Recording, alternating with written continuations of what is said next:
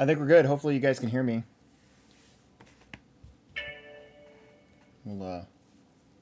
I'll check that right now.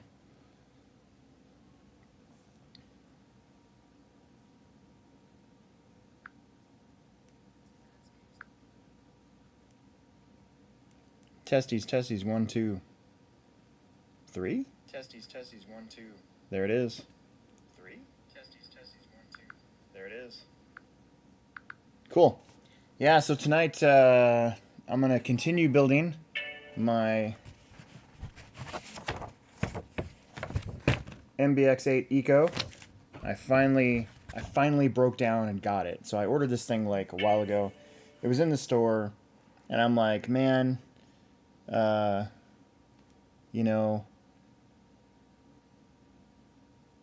I wasn't gonna get it, and then I decided, because I was too excited for the race this weekend and how it went. It went really well. So, yeah, I'm gonna try to race e-buggy again. It's been a long time. 2000. Whew, when did I have my car? I know I raced the 18 Nats at our track, but I can't remember when I maybe 18, 19. I don't know. I don't remember. So as we get some more viewers coming in here, I see the chat. Schweisberger's on here. Peter Renault, our oldest Patreon member. Not old as in age, but old as in, I think he was the first one.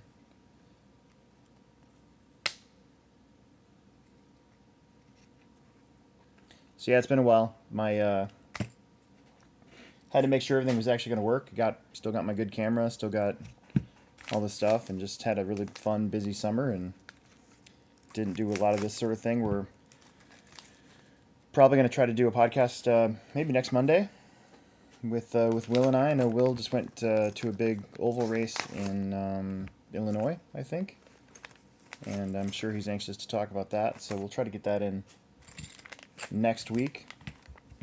I tried to go out fishing today, and it was really cold, and after about an hour and a half, it started raining on me, and I still caught 2 fish, though, so I was pretty happy about that. At least it wasn't for nothing. I didn't take the boat out because it's too damn cold. Didn't feel like that was necessary, so I walked to my favorite shore spot, and yeah, good times. So last night, I actually did the diffs already, so I got my rear, center, and front diff already done, so I don't have to worry about that.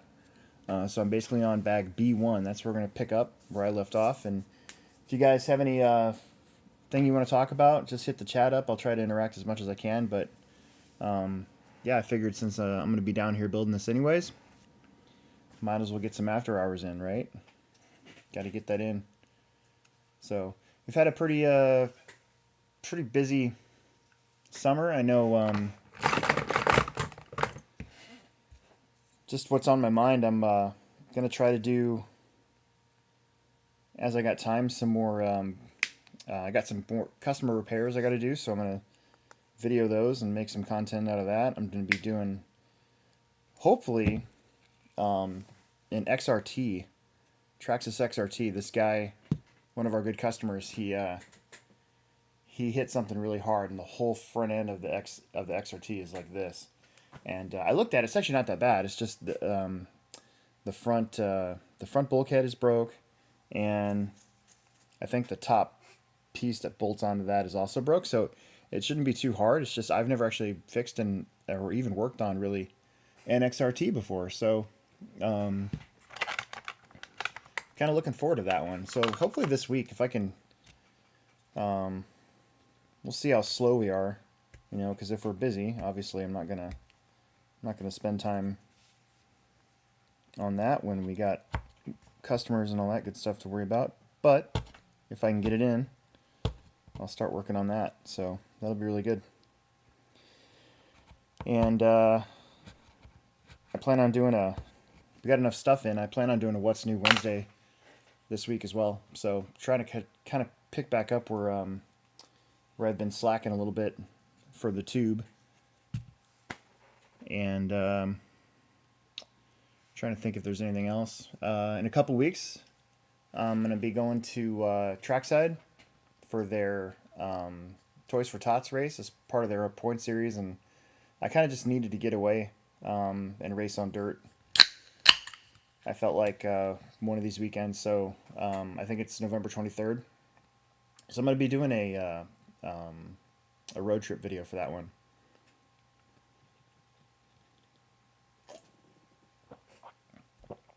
I personally haven't been to Trackside since I think 2012.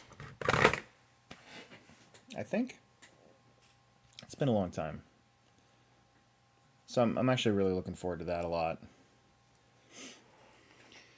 Okay, front bulkhead. Let's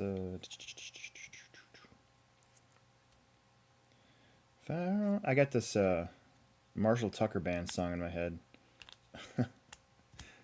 Fire on the Mountain. I for some reason I turned on some Willie Nelson channel music the last for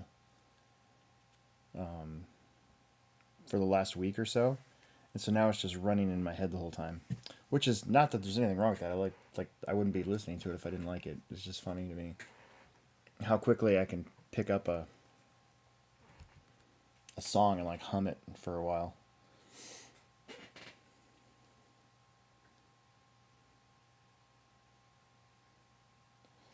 Fortenberry's on here. He just participated in our Techno series. We had 160 something entries total.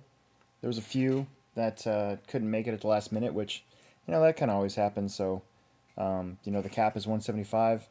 I think that worked perfectly. I don't know about you guys that attended that race, but I'm really glad we did that. We were out, we were done racing, and I was putting stuff away by 11 o'clock, so gosh darn it. That was, that felt really good. I mean, it really did. For some reason, the Techno series brings me a great deal of anxiety leading up to it, and then everything goes smoothly, and then it's fine. So everything went smoothly. We ran the update, the lifetime update. So I'm running that new program. The editor is quite a bit different. That's really the main thing, and I got used to it pretty quick. I only had to edit. I think one guy missed a lap, and I didn't pick it up until the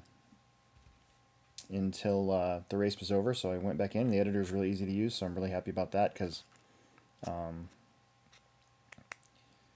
was a little weirded out by why they would change it, but I don't know. So far, so good. I was pretty happy about that. And yeah, everything just went real smooth. So hopefully that continues. Signups are open right now. Right now we were sitting at 80 entries, so it took about 3 weeks to hit the 175 entry cap. So I expect that'll probably be the case. Traditionally, I think like the January round has always been like the biggest turnout. So we'll see if if there's a waiting list or anything like that. I think yeah, I don't know. We'll but it was so nice. Like being able to get out of there so much earlier is so nice. Not have to worry about, am I going to be able to stay awake type thing. Okay. Like that. Like this. Like that. When is your truck going to be open? I assume you mean track. The track is usually open Mondays, Tuesdays, Wednesdays, Thursdays, and Sundays. This last weekend, of course, the track wasn't open Friday, but we had the Techno series, and pretty much, you know, we leave that, you know, the Techno series people have their practice from, you know, about 4 o'clock till 10. Um, what I mean is, when is family night? Oh, we got the next two Fridays. So Family Friday Off Road is back on again this Friday and next Friday, and then it's gonna suck for a little bit because we've got I'm gonna be gone the weekend of the 23rd. The next weekend after that is Black Friday, so we're not racing then, and then the next weekend after that is a Techno series, and then there'll be a Family Friday Off Road on the 13th of December, and then we don't race. Um, we don't race the week before the week after Christmas, just because of how busy our store is. So, yeah, if you want to race on Friday nights, you got 3 more races this year. I know that sounds horrible, but we did race every single Friday in October, so we got that going.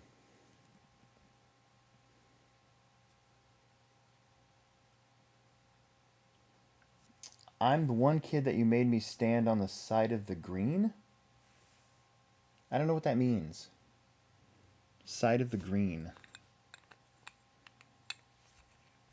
You have to be more elaborative. I have a horrible memory, by the way, so sometimes 3x12.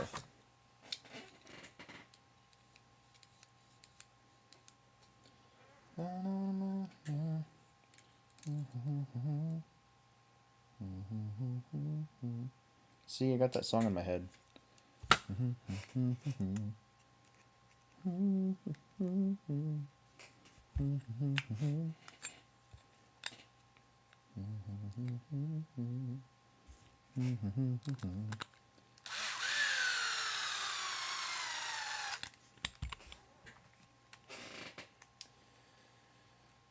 Yeah, what I'm hoping for is to have this done by Friday, so I can race 8 scale with you guys on Friday night. Kind of get this thing shaken down.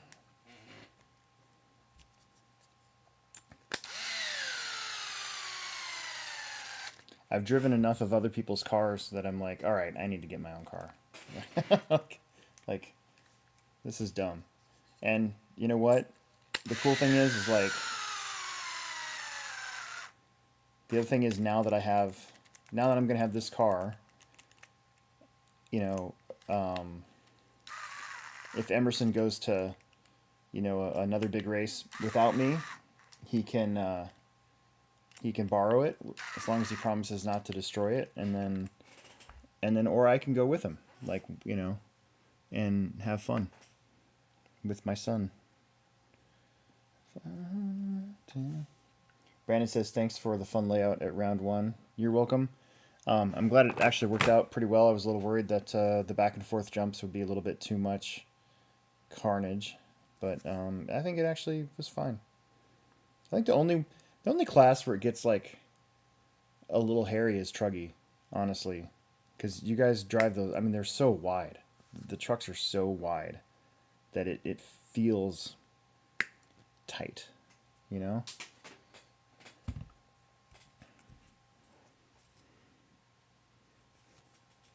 What's the best race I've had? That's a great question. What is the best race I've had? The best race I've had.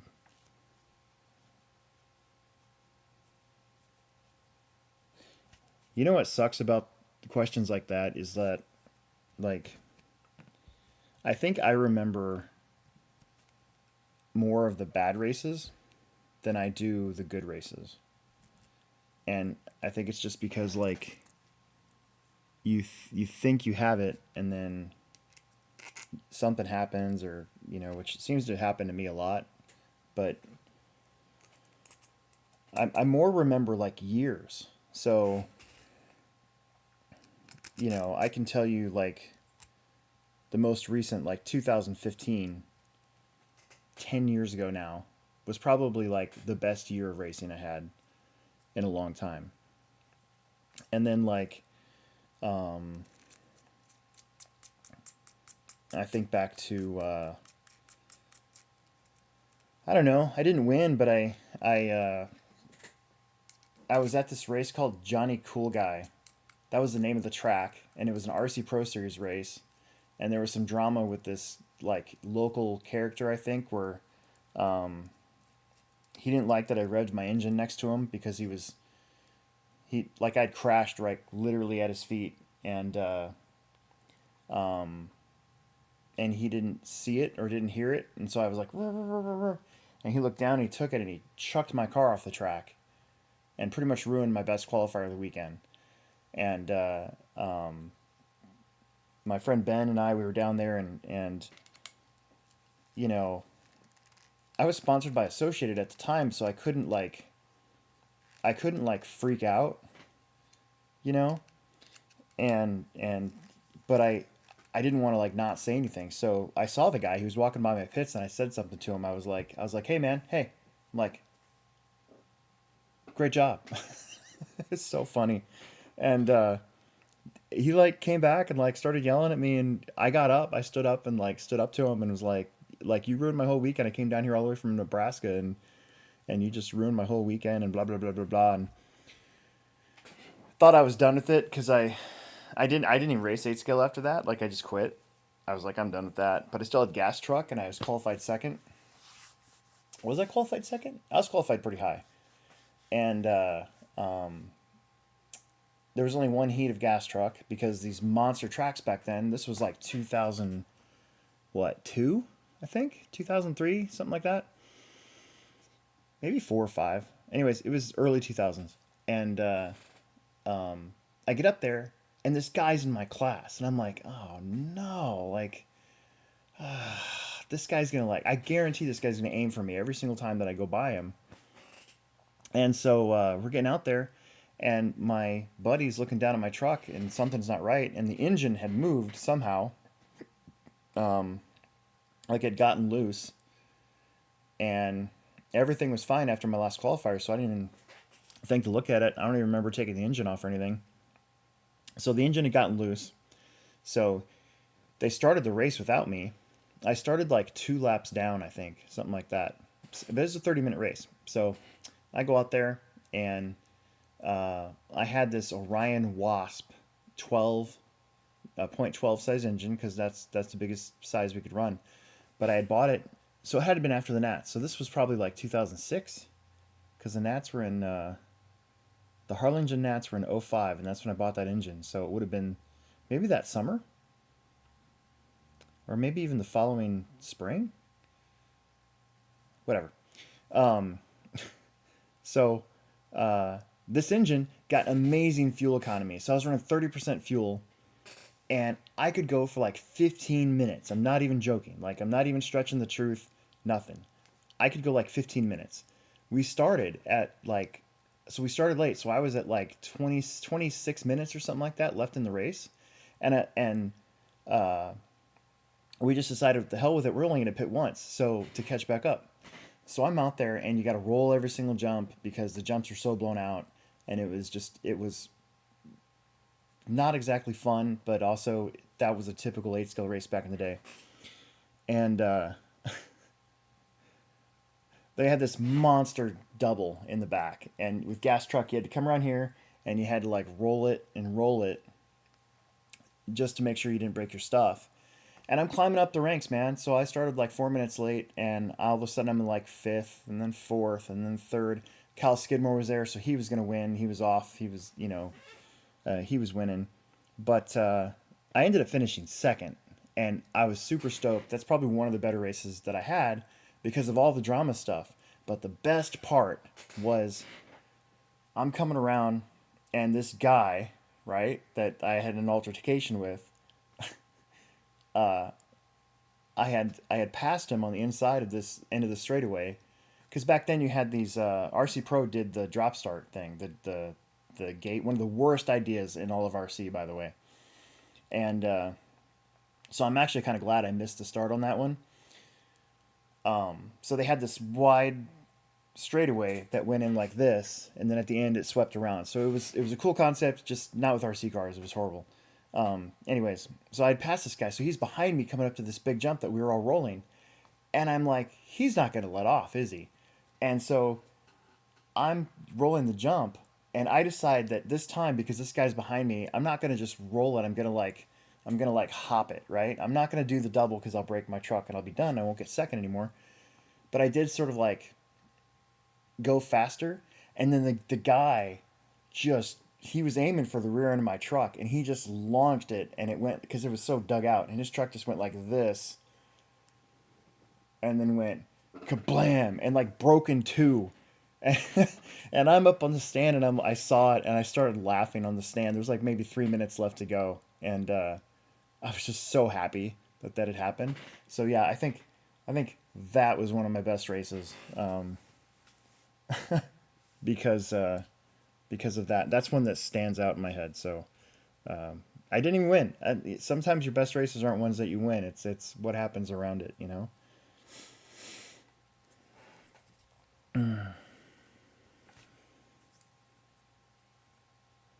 Smoking Rats on here. Nuthouse said that the layout was fast and fun, but gave marshals safe spots to stand. Yeah, I think so. The one spot where it's not is if you crash on the there's the drop in, triple, come around, jump into the face, jump up, come onto the straightaway. If you crash on that jump in jump, that's a horrible place to crash, and it's horrible for the marshals. So if you crash there, you're kind of just stuck there until all the cars go around, and there's not really anything anybody can do about it.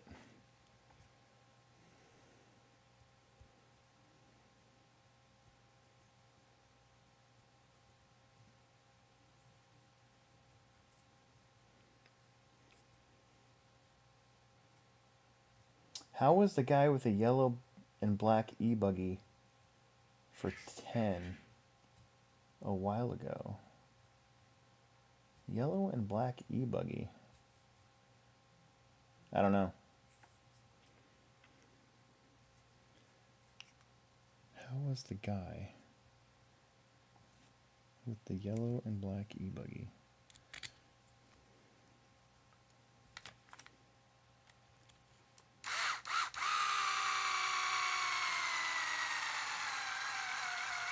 EB410. Oh.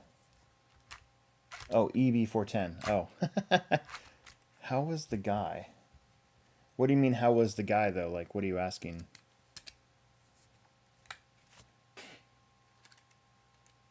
There's been, unfortunately, there hasn't been a whole lot of EB410 sightings at the track lately. Oh, okay. There you go. I like that car. I just wish that it was not as heavy. I think that's, and it's not really a car to use for carpet. I think that's why, at the moment, the the Techno four-wheel buggy is kind of lagging in sales. Really, I think it's just because of that. It's an awesome car, especially it's like super durable, but it's like the it's kind of like the market's kind of changed a little bit, you know.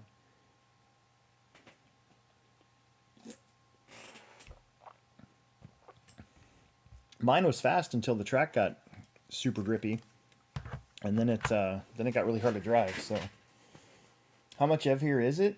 So like your associated your B74s, like with all the carbon, if you put all the carbon parts on them, like you can make like a B74.2 underweight. So titanium turnbuckles, carbon parts, and a lighter battery, like it can be underweight. There's no way a Techno can be underweight. Like I dremeled a bunch of stuff off of mine and cut the tabs off. That saved some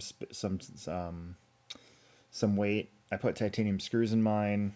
I put the mod puck system in the center, which helped a ton. Like that was a huge weight shaver, and I think mine never got. I think it never got under 1590 maybe. It was a couple years ago, but pretty sure, yeah, I had a hard time getting it under 1600. But it's running 13.5, so you're also kind of running a bigger battery, you know? I think with mod you can get away with a lighter battery. JWRC, hello from Vegas, still breaking the new off my MBX8R Eco. Love the buggy. So I had a, you know, so I've owned, let's see, what kind of e-buggies have I owned? Like early, 8 scales in general. So like my, my first real, my first real 8 scale was a MBX5, right? MBX4? It had to be a 5. And then because I was an associated driver for a short period of time from 04 to 05, I had a Thunder Tiger with the tube chassis that, if you hit it right, would taco pretty easily. And then after that, I ran Sportworks for a while, and or maybe I'm getting the timing wrong. I ran Sportworks stuff for a little while. I was getting them for free, so and it was awesome to like go to an RC Pro Series race and qualify like top 5 with a Sportworks. It was kind of funny. But I've always been sort of a Mugen fan, kind of a fanboy, and that's kind of where I'm at now. I know obviously I ran Losi for a super long time. The 8, the 8.2.0, the 3.0, the 4.0. And then by the time the X's were around, I wasn't a Losi guy, Losi driver anymore. So, but I love that car, those cars, especially the 2.0. And then when I could choose my own car again, that's kind of when I had that MBX7 that I got immediately for the 2016 and 17. Was it 16 and 17? I think that's when I won the last Techno e-buggy, was that year. And then I had mine at the Nats, and then I kind of stopped racing 8 scale for a long time. So, yeah, I don't know. Kind of always been kind of a Mugen fanboy, so. But I'm excited, dude. Like just in general, just watching everybody race, and I got to drive some cars this last weekend, and I'm excited to get back to it.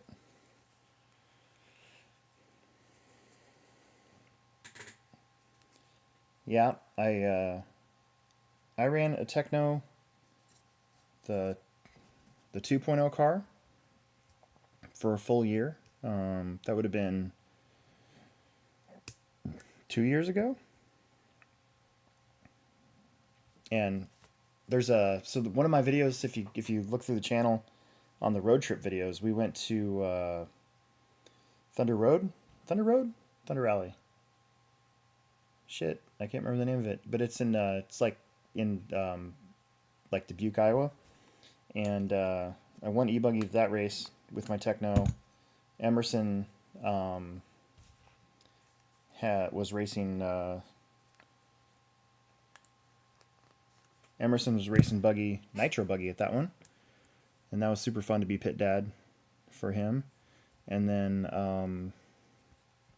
yeah, and then I kind of stopped racing it for sure for a little while.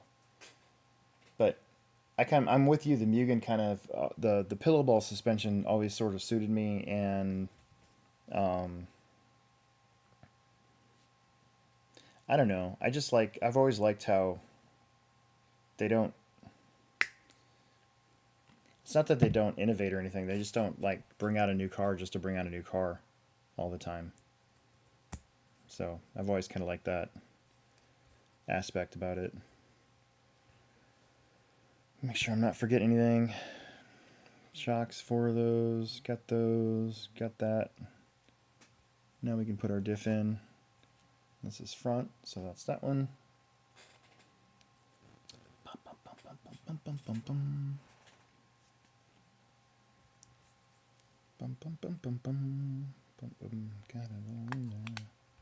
The one thing I don't like about 8 scale in general is the maintenance, but that's also why I like racing electric and not nitro. Emerson did really good this weekend, made the A, finished the race. He flamed out one time, but at the same time, like, he went back out and finished the race. So I think that he's got a little bit of maintenance to do. When he's going to do it, I have no idea. I don't miss that part of nitro racing. It sucks because, like, I remember sitting there at the gas nats in like 2005 in Harlingen, Texas, and I didn't do very well. I thought I did okay, but looking back, probably didn't do that great. And but I'm standing there and I'm watching the racing, and it was a huge turnout, and I just thought to myself, this is so cool. Like, they're fuel powered, you know, they actually have actual working engines, and I remember telling myself that I wanted to do that. And but now it's like that ambition to do that for me, for some reason, like, is not as strong. And I don't know if it's just like an age thing where I just don't feel like doing all that work. Because Emerson's all over it. But the maintenance part of it is going to be what, you know, can nip you in the butt. And you got to be prepared. And when you're not prepared, that's when that's when dumb stuff happens when it comes to nitro racing.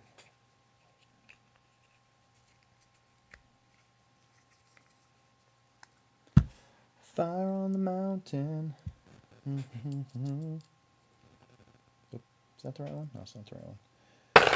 Yeah, I went quite a bit thicker.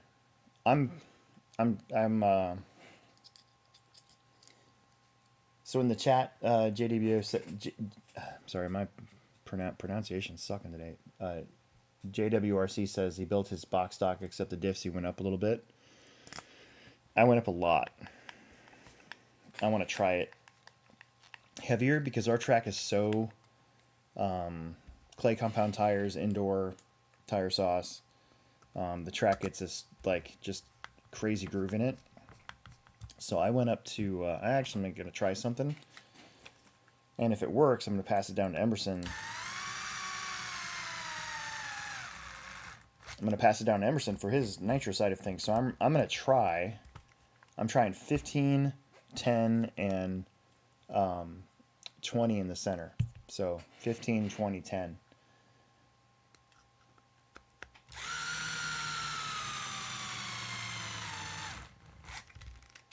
And I remember from my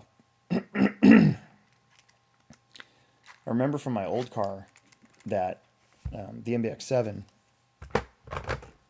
that I went up quite a bit in shock oil too, diff and shock oil. But then in the middle of winter, when we're doing the Techno series, like probably the January, February round, if we're going to be realistic about it, of course, because it gets so cold, you actually need to go lighter. So for now, I'm going to try it this way, and if it works, like if I get really good acceleration and a little bit better braking and better control in the corners and stuff, I'm gonna see if that's something Emerson's gonna try. But if it sucks, it's just diff oil. You can change it, right? So that's my idea. So we'll see.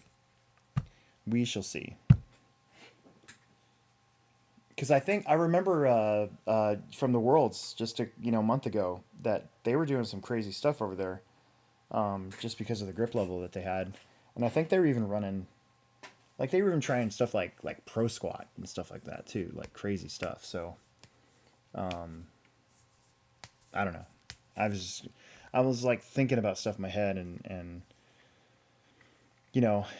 what I don't get, what I've never been able to understand about 8 scale setups is that on that car, right, the B74.2, like we're running 200K in the center for a diff, and then So like my dirt setup for Hoosier was 200K in the center, 100K in the back, and like 4K in the front. It's a really bizarre setup, but the car almost feels like a two-wheel drive when you're driving it. But even without doing that, you're still running 200 in the center, and then most of the time like a 10 and a 10 or a 20 and a 10 or something like that on a little car like this. That's not near as heavy. Why would we not run that heavy in an 8 scale? I've never been able to figure that one out. And like the ET 410 .2, I won our winter series with last year. You know, I put 100K in the center of that thing. Drove good. So, okay, there you go. We've actually made it through a bag. Let's move on to the back. Or this is arms. These are arms.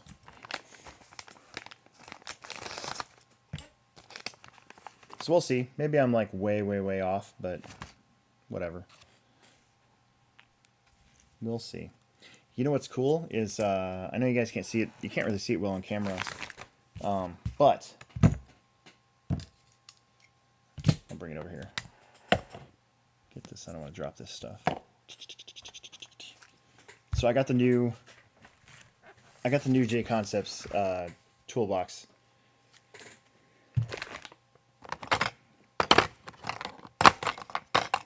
So full disclosure, yes, I'm sponsored by J Concepts. No, they have not told me to talk about it in any way, shape, or form.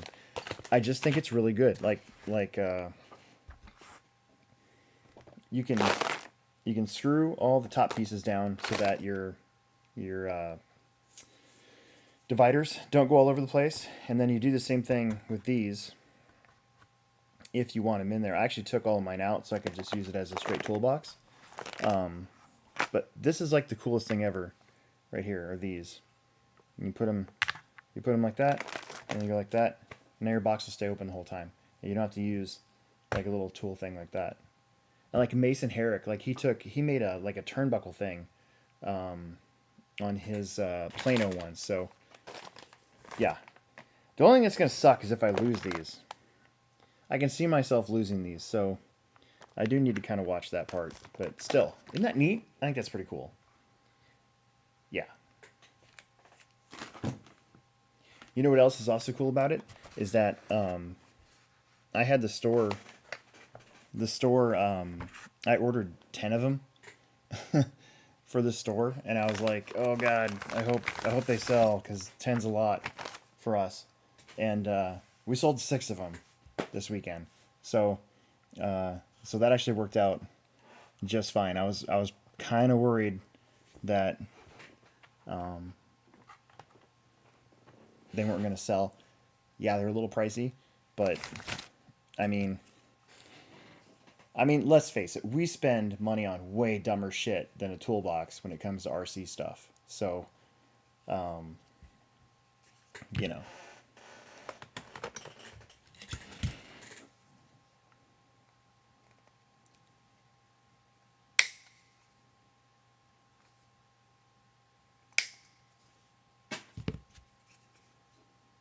So yeah, I don't know. It's kind of exciting. Transferred everything over, and now I've got another Plano box for Mugen MBX8 parts as I get them. Because I do need to actually like stock up on actual parts. I'm really bad about that. I think part of that's because I work at a hobby store, so I don't always feel that I need to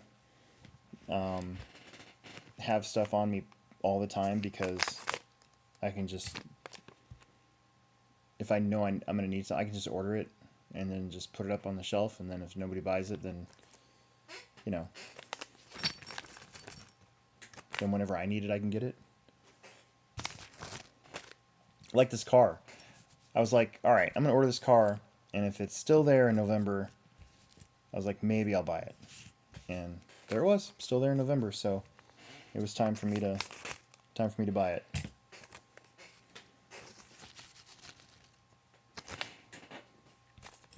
worked out just fine.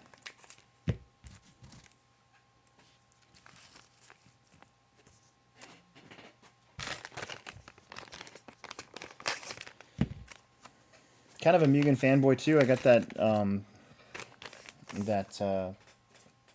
that MBS1, the buggy, and or MSB1, and thought I was doing pretty good with it at the first big race we went to at Hoosier, and then I drove like a dumbass in the main. I got to put this year behind me when it comes to racing. Like, Destroyer asked what my best race was, and you know, this year, because I always think of it in years. I don't really. I always go back to 2015 because that's when, you know, I still took the Summer Series mod. I won our regional series that year. I started off the year winning all 3 classes I went to at this race in Rockford, Illinois. You know, it was just, there's just one after another. You don't really remember the races per se all the time. It's more like just like as a whole, you know. I can tell you that this year, this 2024, not a good year.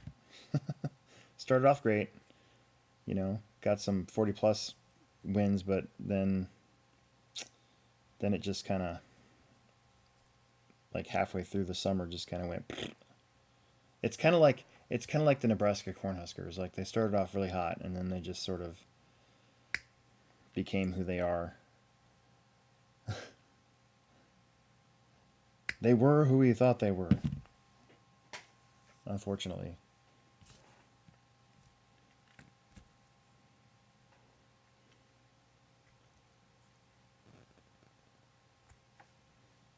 I wonder what it's like to live in a market where, like, you've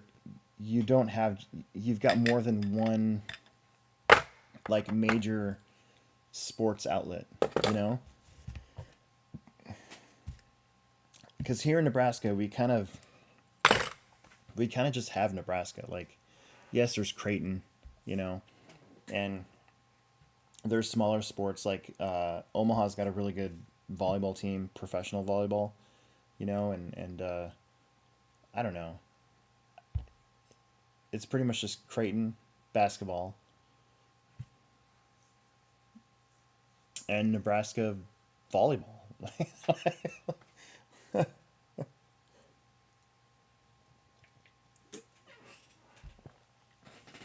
Like, if I lived in LA, think of all the teams that you could follow. Like, if one team's having a shit year, then you could just move on. You'd be like, oh yeah, UCLA is terrible this year. What about USC? What happens when both are bad? You could just say screw it and just be a fan of the Dodgers because they just won the World Series, right? Like you could just move on.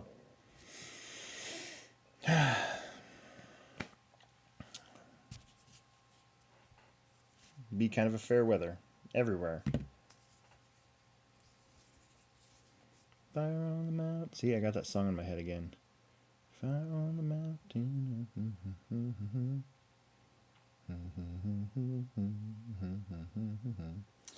The Smoking Rat up here, he said he got bored and watched every Starship Trooper movie he could find. It was weird. Still not sure why I did it. Is it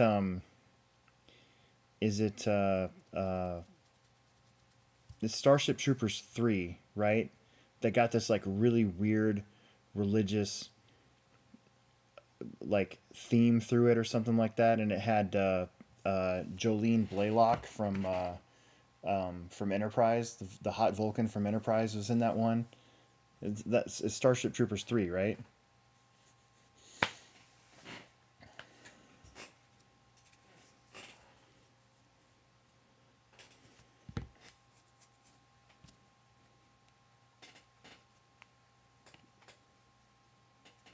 Yeah. I remember watching that movie and going, what the like what happened? Like, this movie was so, the first one was so great. Like, seriously, what happened here?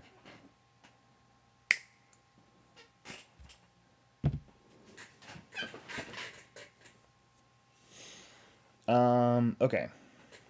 Let's get caught back up here. We're doing one of these. And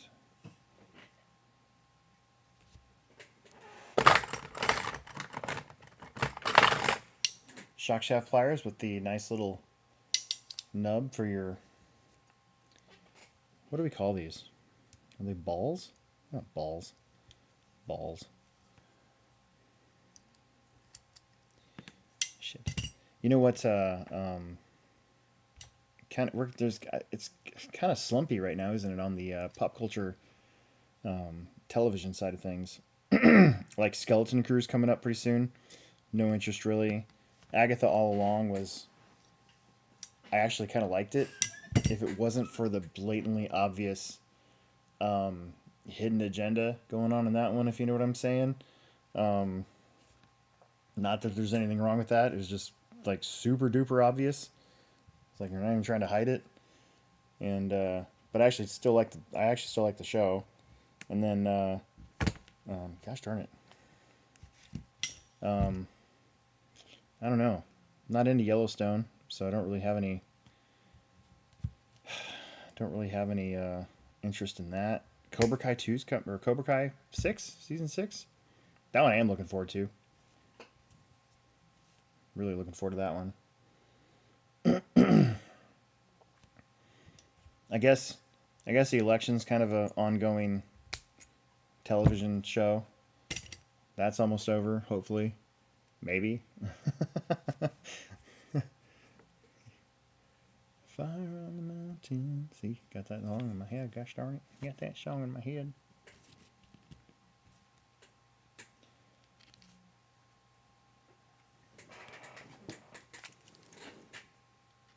One of these days, my trusty drill here is not going to work.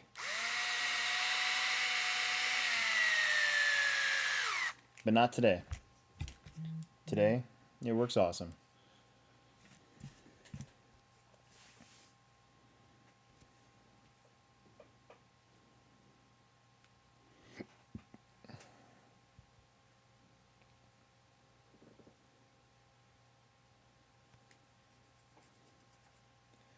Smoking Rat bringing up the Tony Hinchcliffe blow up. Yeah, you know,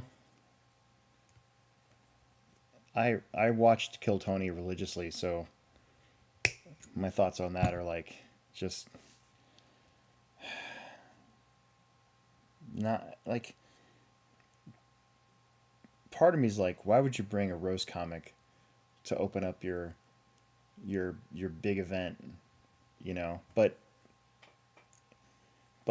Kill Tony's had kind of a history at Madison Square Garden, so I guess I sort of understand sort of why he was there, but I don't understand. I don't know. But they don't like. It's comedy, but still, it's you know what? Nobody's even talking about it anymore, so it doesn't even matter. Maybe they are. I'm just not listening.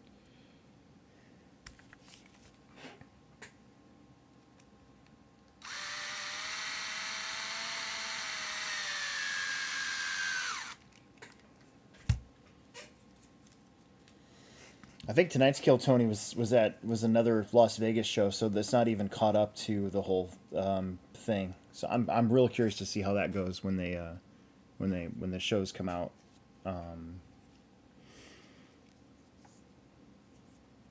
With the time frame being right, should have got these in carbon fiber. We've got them at the store. But do I really need to make the front of it stiffer? I don't know. Oh, I'm right there with you. Smoking Rats, like, I still have a sense of comedy. No, I'm right there with you. I'm like, it's okay to laugh, and it's okay to laugh at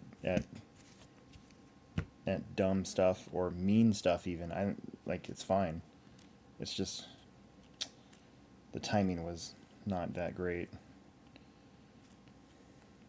The great thing is Joe Biden just came out that like 2 days later and just like it's like they're playing racquetball. They're like, who can say the dumb stuff and then like so it gets over to that, and the Tony Hinchcliffe thing happens, and then it swung back, and then Joe Biden like awakens from his grave and says something, and then it's okay, back at you, and then now we're waiting for something stupid to be said on this side, and they're like, all right, your turn, and then they come back this way, and you know, it's just, there it is.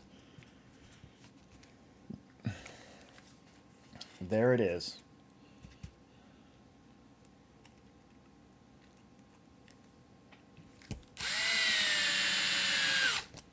I was putting away screws.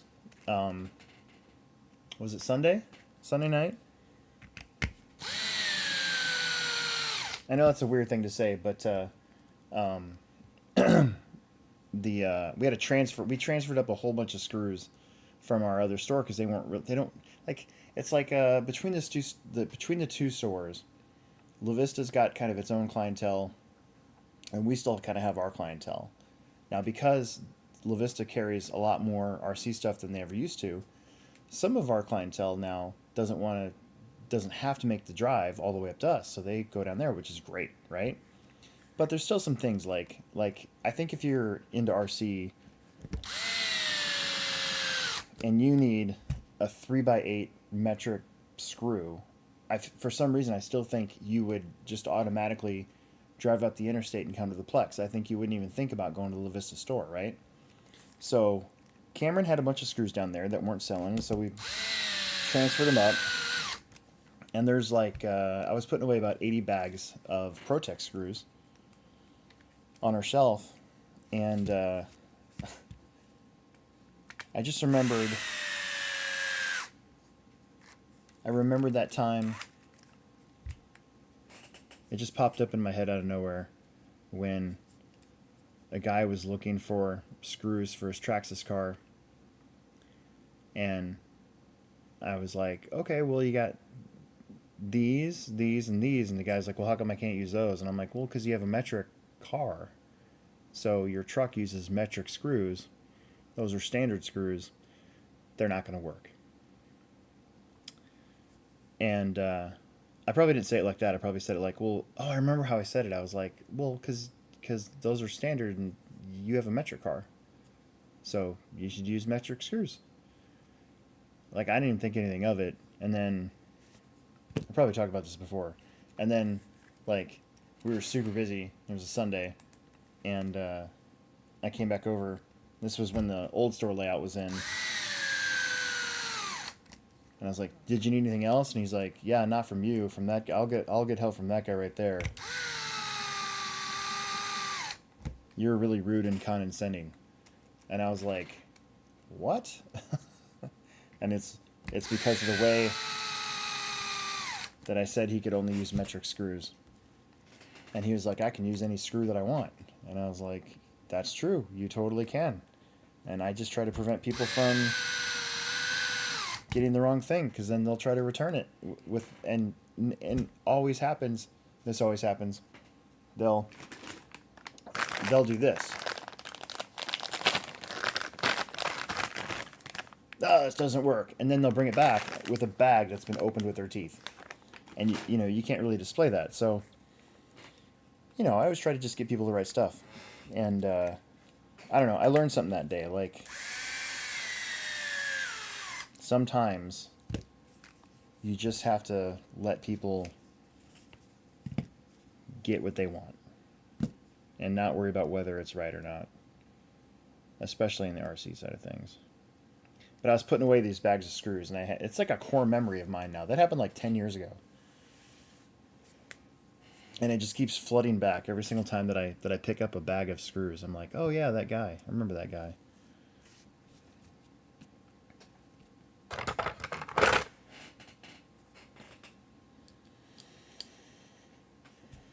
One more thing, got to get the droop screws set up in here. I could have said that I was screwing around. That is true. That is definitely true.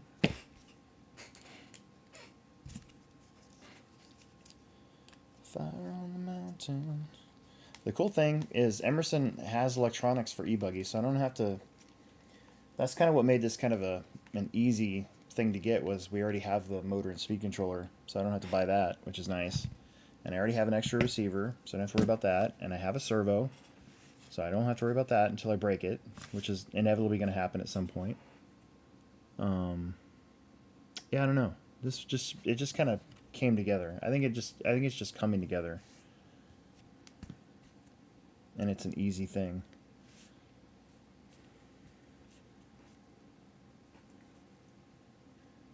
What did I do with my little? Oh, there it is.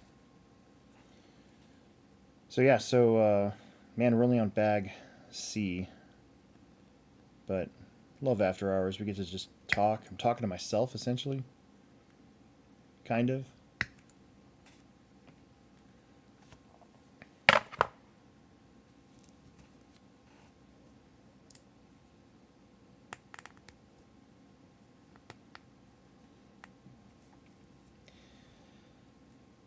I still want to actually do a video on my MSB1 buggy. I was going to do like a complete vid if everything went well at Hoosier a month ago, and it didn't, and it kind of, it's not the car's fault, but it kind of made me like, I don't know, lose the ambition. So I was like, well, who am I, you know? Is that in there all the way? JW's got a Protec servo that ran 2 races and took a crap. Can I still send it into Protec? So, yeah, usually, if something like that happens that quickly, you just got to get a hold of their customer service at AMain. And I've not heard bad things about AMain customer service at all, especially when it comes to their proprietary stuff like servos. So it should be fine. I'm not speaking for the company or anything like that because I don't really work for them. I mean, AMain owns Hobbytown, but it's not a direct deal. I just know that our experience at the store, I can usually have somebody when they buy a servo that does go bad, usually say, hey, you just gotta get on the AMain website and either contact their customer service or even do like a return authorization form or something, and usually get it back. So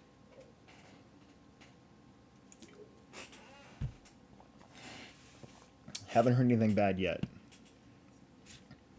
and that's even before Hobbytown was bought by AMain. We've carried the Protec stuff since like 2016, so you should be fine.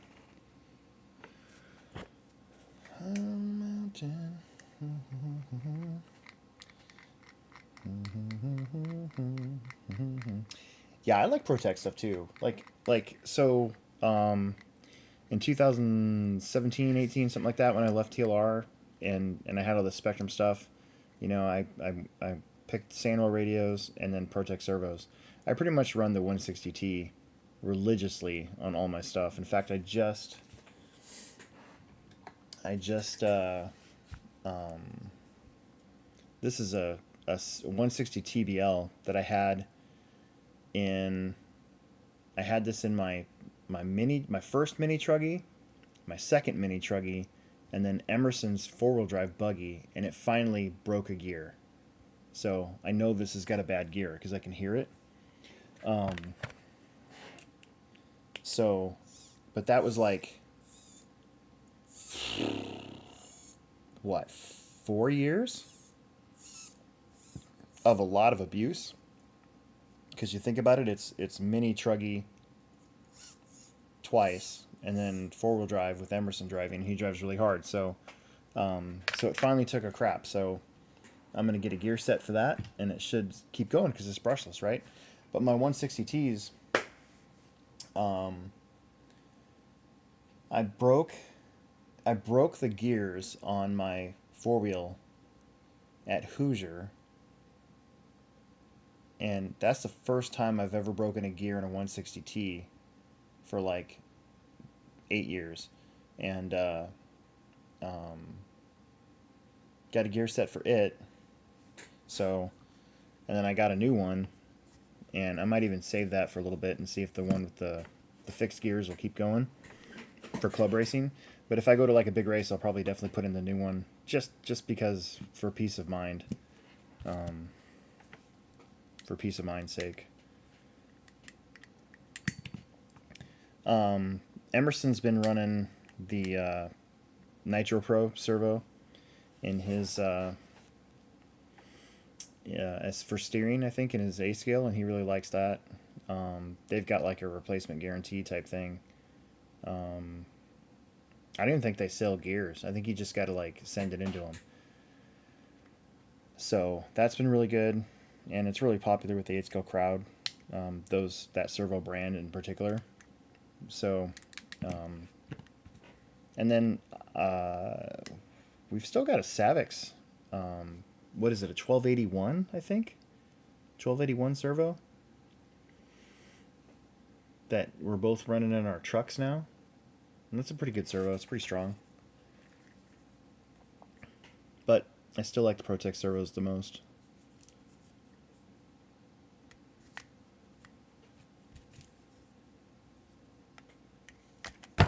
Oh shit, why did I do that? Yeah, the Protec 130 is a good one. The Protec 140 T, it's a shorty, and it's not as expensive as a 160.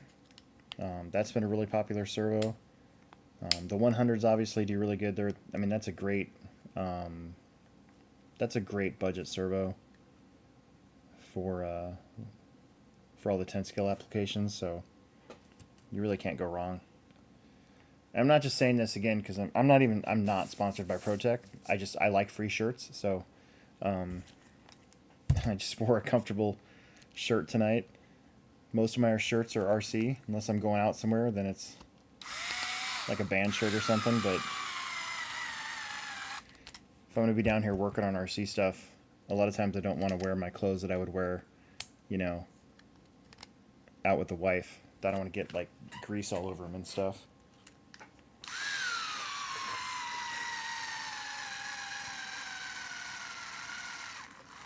Might be time to switch out the batteries.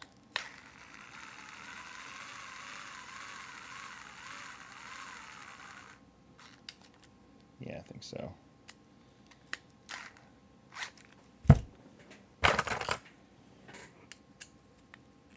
Make sure we give this a good hand tighten.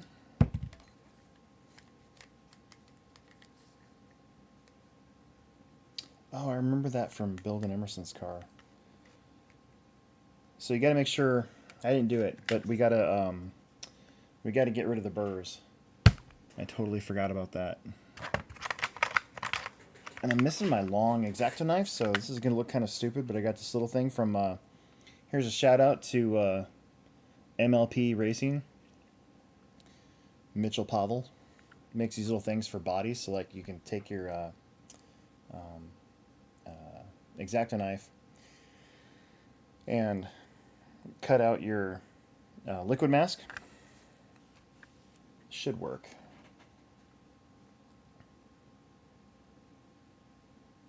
Without stabbing myself. Dude, Spectrum servos are pretty good too. It's weird how like the market shifts in our area though, because like for the longest time we couldn't I couldn't get anybody to buy one, and then lately people have been asking for them again, so probably gonna have to get in a couple of their more high-end surface servos.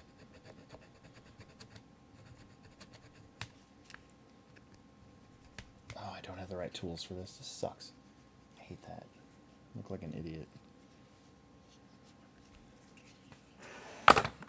Where's my... Oh, yeah, there we go. I used to run the 6240, the 6040 on almost everything, and then they switched from the 6040 to the 6240, and I think that's still the good Spectrum servo. I actually have one. I haven't opened up the package yet to ever use it because it's 23 spline. Like that's my real gripe with Spectrum. It's the same when Horizon had JR stuff.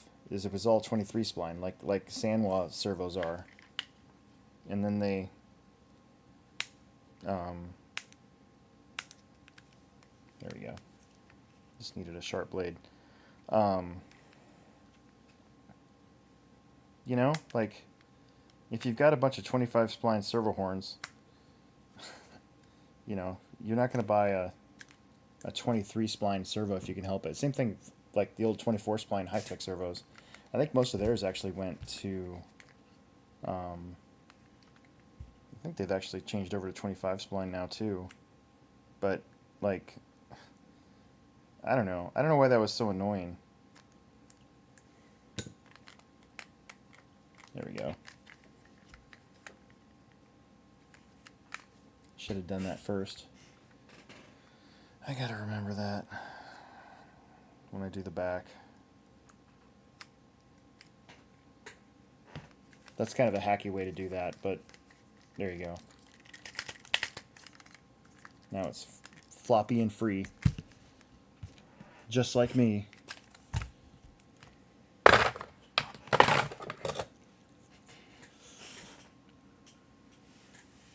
Found the mountain. I don't know why. Man, I've got that in my head and it's not going away at all. Like I hope I put that in your guys' heads. Fire on the Mountain by the Marshall Tucker Band.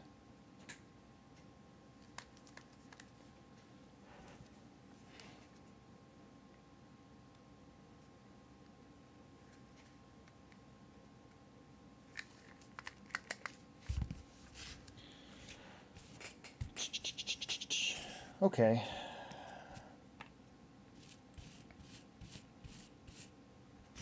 Sway bar should be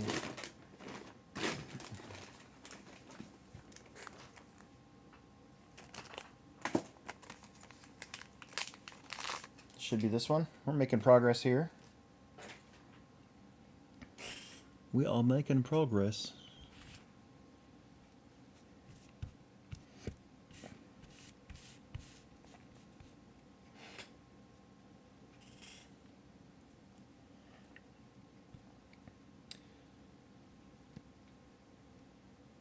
You know what movie I always think about that is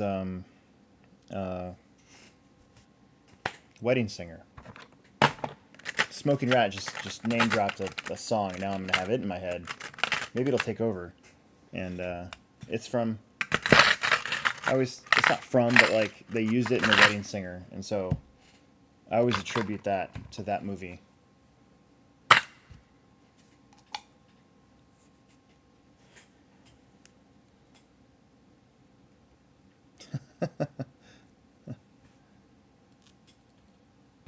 I like that movie though. It's okay. It's a good movie. That's one of those movies that if it comes on TV, even though like I could probably watch it streaming whenever I wanted to, I'll watch it. It's like The Martian, like the movie The Martian. Whenever that's on TV, I have to watch it. That's one of my fallbacks. I'm like, oh, I'll watch this movie all the time. I don't care. Sometimes it's on like more than once on different channels at the same time. You can just like flip back and forth between them. You know what movie I won't watch on TV, even if it's on, is what did they have? Oh, The Rise of Skywalker. I refuse to watch that movie anymore. And I got Disney Plus, and I can watch it anytime I want. Definitely will not ever watch that movie. Voluntarily? No. Never. I'm a huge hater of that movie. All I do is get mad. Same thing with The Last Jedi. All I do is get mad. Start watching the movie. Just want to punch a baby. What a missed opportunity to do something cool. Instead, we just screw it up. And then the main characters that we all want to see die. It just sucks. Well, okay, one of the main characters dies, and then that pretty much ruins it. In real life, not in the movie. Also in the movie, but in real life.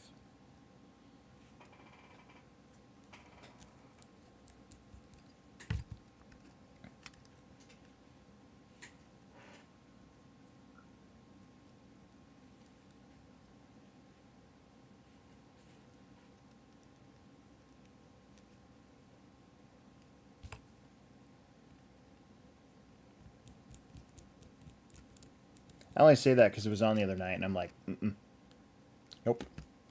I'd rather just go to bed. You know, just rather just not even think about it.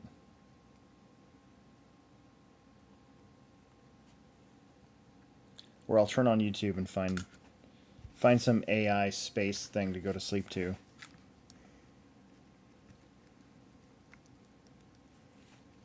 Isn't that annoying that like a lot of the there's a lot of videos out now that have like an AI narrator, and it's like I always click on it, and then like I watch the preview. I watch the first minute of the preview just to see if it's going to be an AI narrator, and if I don't think it's an AI narrator, well then I'll click on it and watch it. But if it's obviously an AI narrator, I won't do it. I won't watch it. How strange our world has become. Where that's a deal breaker on if I'm going to watch a TV show.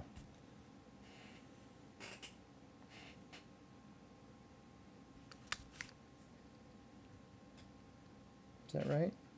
No, that's not right. It goes this way. I was like, it's not fitting on there. Excellent.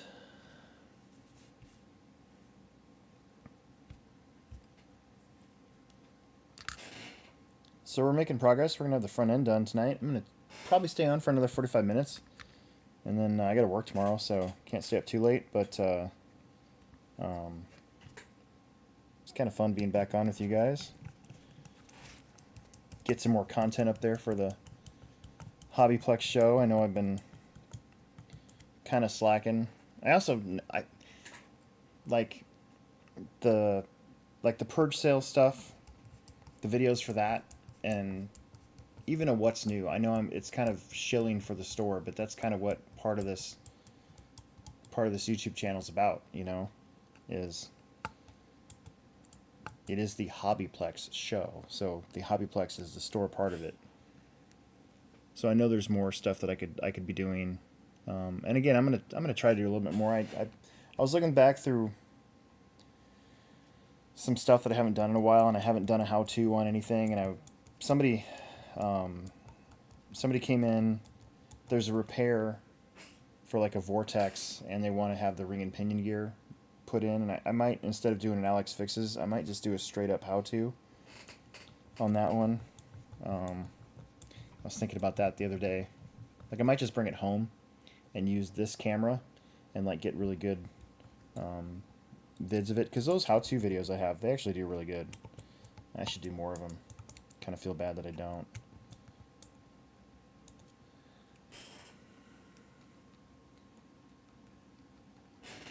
Okay. Adjusting that sway bar so it can move back and forth without being floppy. There we go. And then put that right there. These tiny screws, I don't really want to use the hand drill, or I mean the drill. Yeah, the hand drill. Just feel like I'd accidentally strip something. So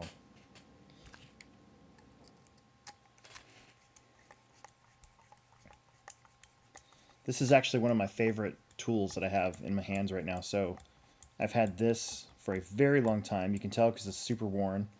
They still make it. It's the Dynamite 1/4-inch bit wrench. I'm missing the...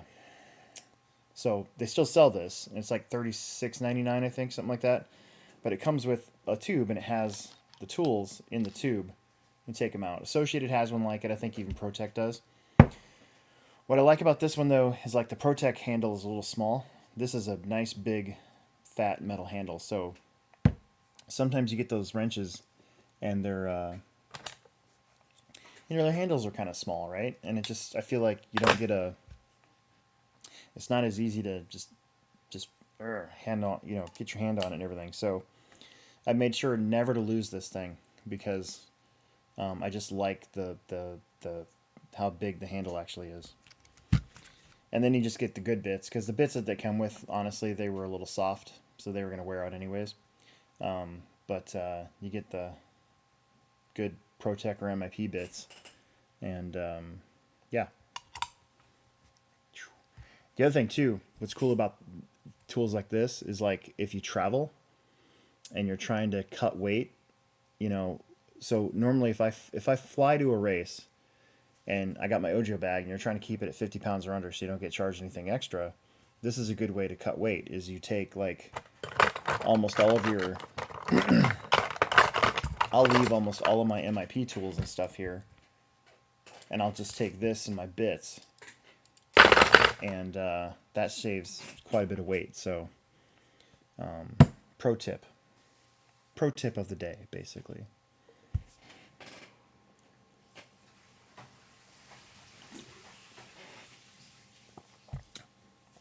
Big dude's on here. It says, yo, long time. Yeah, I know, it has been. I've wanted to do these in the summertime, but it's just like,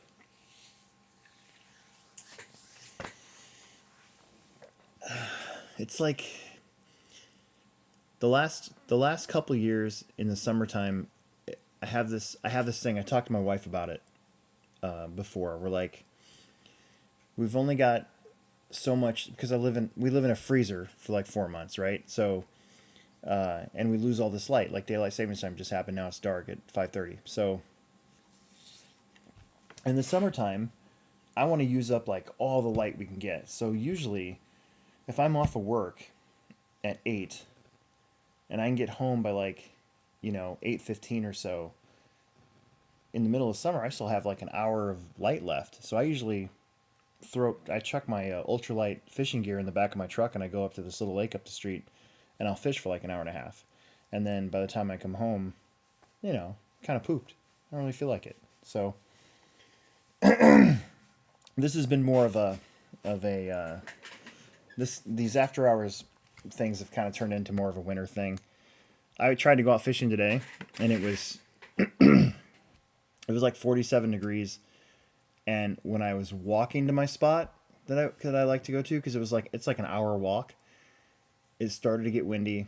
And then I got there and I was fishing. The wind was at my back, so I didn't feel that bad. But then it started to rain. So just like that, like my day's, kind of ruined. And then you lose light. You don't have any light after 5:30. And you could stay out if you wanted to, but it's cold, It's cold. So what better time to get some of your RC stuff done than Monday nights when you got the day off? And I figured, since I'm going to be doing it anyways, I'm going to be down here, I might as well turn it on and get some after hours in. So okay, that concludes bag C, I believe. So we're making progress. Got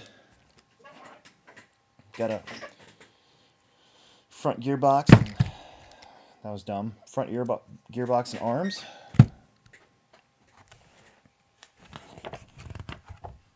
You know what bag it is now?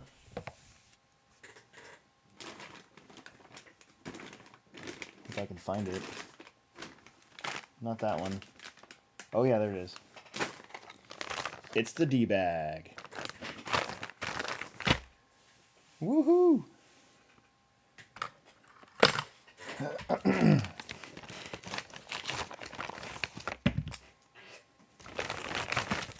You know what sucks about it is it was like 61 degrees yesterday, and it was like not rainy, and it was just cloudy but not rainy, and it was not windy. And normally I don't work after a Techno Series race, but because our staffing situation right now is a little short, so I kind of had to. And again, you know, you walk outside. We close at 6. Well, you walk outside at 6:30. You're like, ah, it's like dark now, and you kind of forget about that. So I could have, if it was a normal Sunday, I would have had the day off, and I definitely would have gone out to my spot and stayed quite a bit longer, and it would have been a lot warmer. And who knows, you know. But yeah, didn't happen. So kind of is what it is. Just living in the state of Nebraska.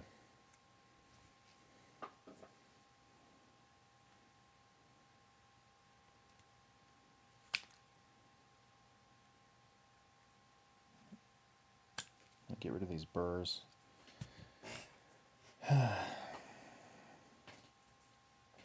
What's it like living in Vegas? Like, I've only been there twice, and each time was for one day. The last time I was there was 2016, and I was there for the IFMAR meeting at the Worlds. So I flew in that morning, got my rental car, drove to the track, which was literally right next to the airport.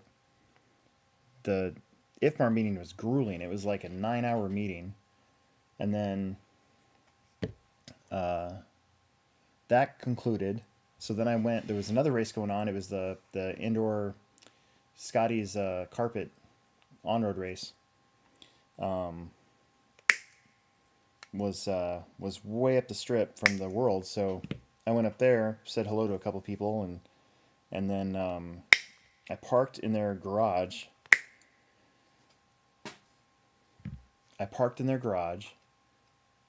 It was way up north too. I can't remember the name of the Wyndham. I think it was the Wyndham. Does that make sense? And I decided I was gonna go to the strip because I never got a chance to do that before, and so I took a tram down there, and then I took the tram down there. I wanted to eat at either a Hooters or like a Twin Peaks. So I found the Twin Peaks near the Hard Rock. It was way down there. And then I decided I was going to walk back, right?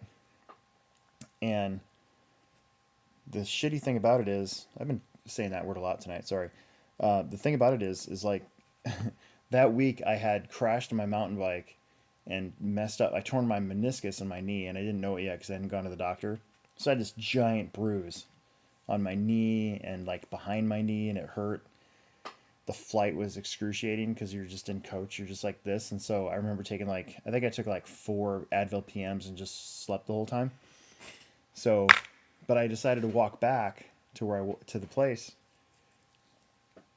I didn't realize how long the strip actually was, I don't think, and so I didn't mind it because it took me. It took me forever to get back up there. It was like 3 a.m. in the morning.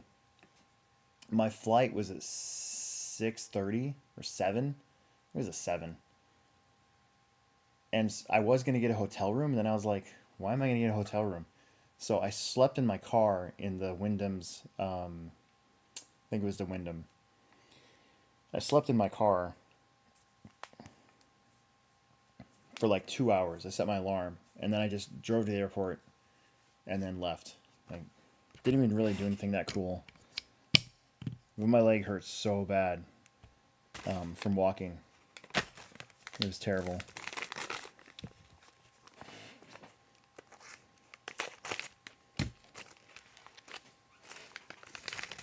But yeah, that was when was that? So 2016 World, so it would have been in September. So I don't remember it being that hot. It was actually quite nice out.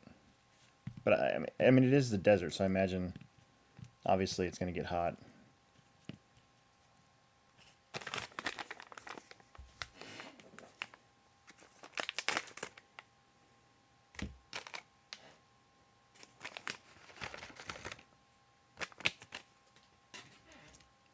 Spacers, that's the top thing. I think I can get that in either aluminum or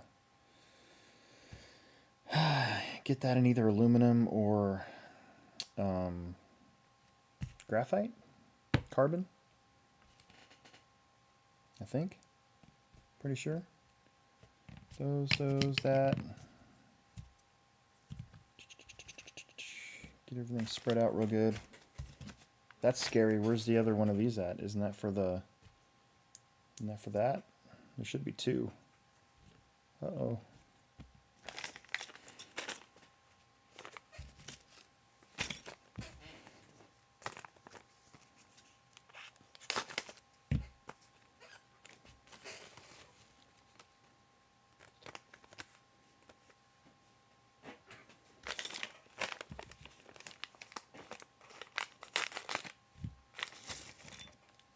Oh, there it is. Just getting nervous. There's the other one. Yay. That's kind of weird. Ended up being in two different bags. Okay, pillow balls. Let's go. I get to say balls. Pillow balls.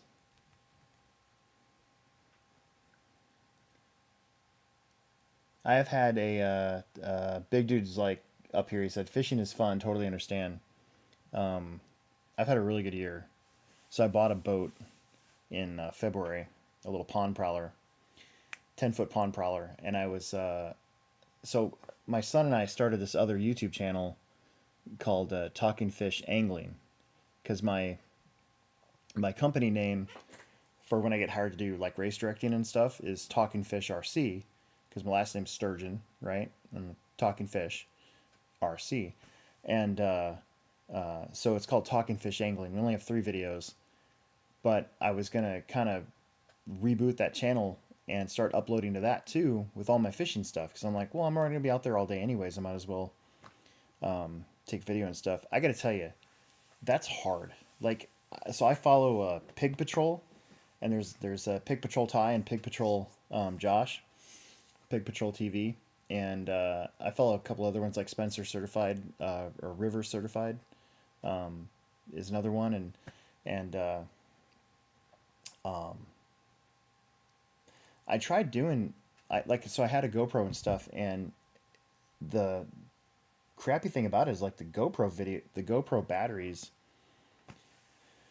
like you're constantly checking them, so you're almost like preoccupied with all your gear as you're trying to film yourself fishing, and then you just got to hope that you actually catch stuff, right? And I found it kind of like it kind of like started to take the fun out of it, you know? I think it'd be better if you had 2 people. So like when you get something, you can say, "Here, film this," and then they're filming it, catching the fish. But if you're doing it by yourself, like I was trying to do, that's really hard. So I don't know how those guys do that. So I kind of said the heck with it. I'm just gonna have fun and not worry about doing the video thing. I might try again, but like Emerson, my son, doesn't necessarily want to go out with me all the time because I'm kind of hardcore about it. Like I'll be out on the boat from like 10 a.m. in the morning to 10 a.m. at night, and I don't think twice about it because it's my day off, and I don't have to talk to people, and I've actually been catching stuff, so it's like it's kind of nice. So, but he doesn't necessarily want to be out for 12 hours like I do. And I totally get it because he's a young kid. But I don't know. Maybe I'll try again. I just got to find an easier way. I've been watching some other guys how they set theirs up. Is they've got like a GoPro rig set up on the front of their boat, basically facing them the whole time. And I just think like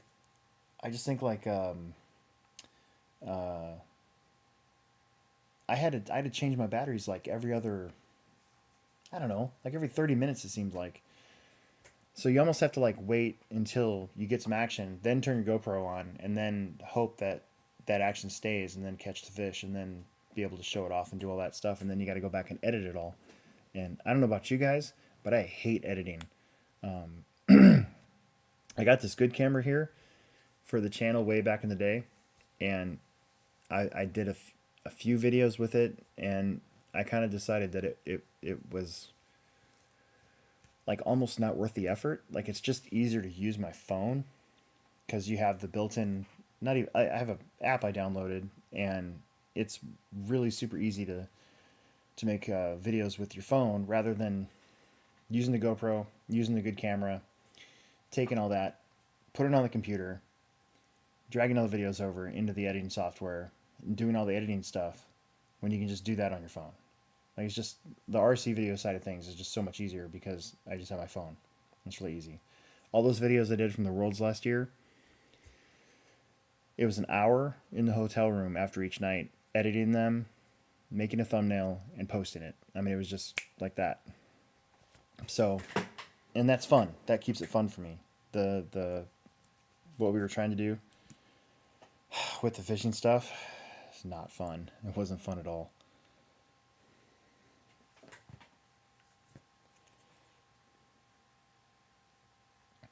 I still have my phone on me.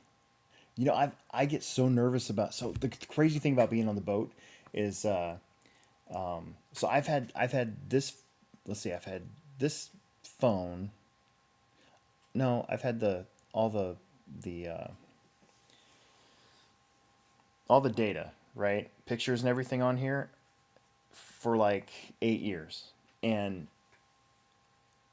I've saved most of them on like Facebook and everything. So if I do lose my phone ever, it wouldn't be like the end of the world, but it would feel like it.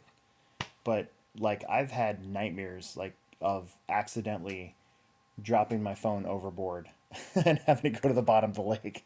So like I take my phone with me, but I put it like I basically put it in like a lockbox, and then sometimes I'll just turn it on and I'll have like a Bluetooth speaker playing so I can just listen to Pandora or listen to a podcast or something like that while I'm out there.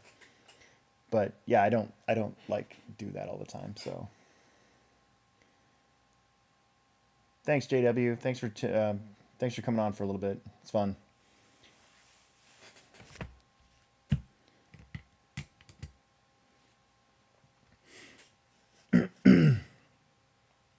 And my car keys too. Like I usually put my car keys in my my tackle box. I have a backpack tackle box, and it floats. So if that goes overboard, at least I won't lose everything. But yeah, my son went boating with me this summer, and he had his phone out, and he was like right next to the water, and I'm like, dude, don't drop your phone in the water, man. That's gonna like it was like preoccupied with that. So like when I've caught fish and I've wanted to take pictures of them, of course, because I take pictures of everything. I get my phone out and very carefully, like I keep it in the middle of the boat. I turn on the picture thing, and I have this little thing I set it on right here, and I basically take a video of myself, and then I pose, and then I put it away, and then when I get back to shore, I take those videos and I crop them, and then I just take like a screenshot of them, and that's my picture, because I don't want to hold the phone like this while I'm trying to get a picture of the fish in the boat, because I'm afraid, like, if the fish flops around or if I'm stupid, which I do a lot, I'll miss or I'll drop the phone and it'll go in the water. It's crazy. Like, that's how crazy I am about my phone. So, anyways, Bag D. Let's get back to Bag D. Enough about that.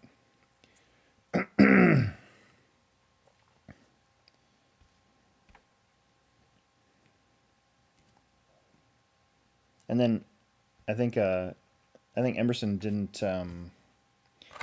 Emerson couldn't remember the login for Talking Fish anyway, so now we have this YouTube channel that probably is never going to get used again because we don't know the login for it.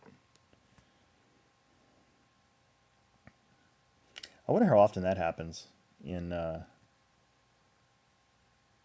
like somebody makes a channel and then they don't use it for a long time, and they forget all the stuff to get back into it.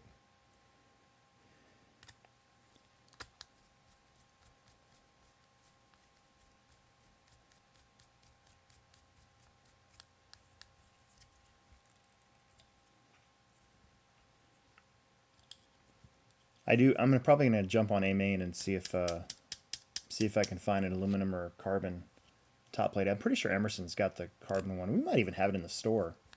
Actually, now that I think about it, be kind of a cool hop up to have. Plus, like on the ET410, when I put the carbon front brace and the carbon little top brace on, it stiffened the truck up quite a bit, which was nice. Okay, and then we need the center pills, which are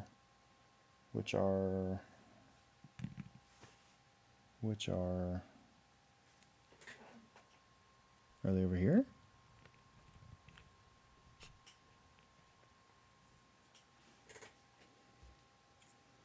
Oh no, they're right here. Gosh, blind. The D bag. I didn't take a picture of the D bag this time and put it on Facebook. That's at least there is still a D bag. There's who just switched to numbers and it took away the fun. I think it's associated. I don't think the B7 had a D bag when I built it. It's like it's like taking out of the fun out of it, you know? Use letters.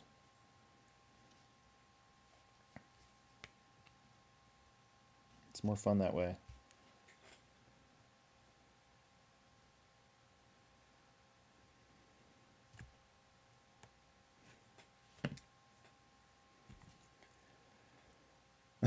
Need a random tea. I wonder if there could be a tea bag. There's enough. That'd be hilarious. There's L. No, they don't go to a T. Wouldn't that be crazy? I wonder what kind of car would go down all the way down to a T. That'd be funny. That'd be so funny. Okay. Where's that at? There's that right there. Upside down.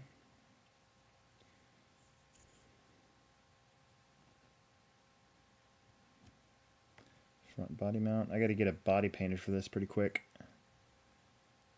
Gonna get that J Concepts S15 painted up and done so I can look cool.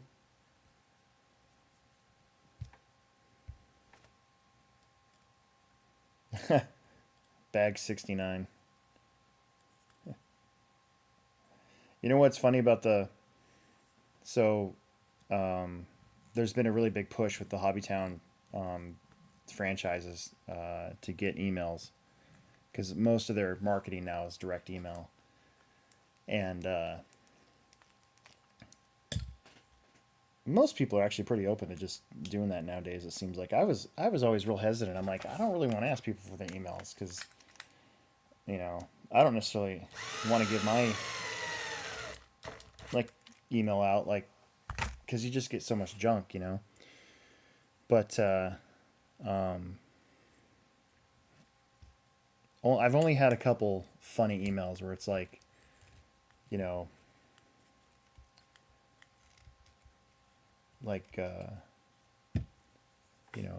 Bob's Nutsack 72 or something like that at Hotmail. Have I found any crazy deals on vintage? No, I did get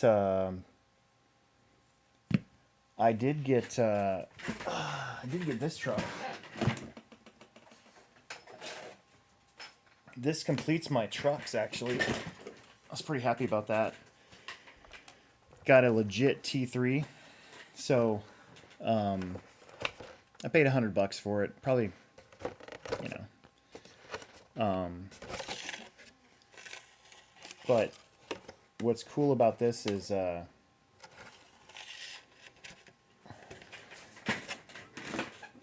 on the truck side of things. Hold on a second. I'm gonna ban this person. This is stupid. Let's see. There we go.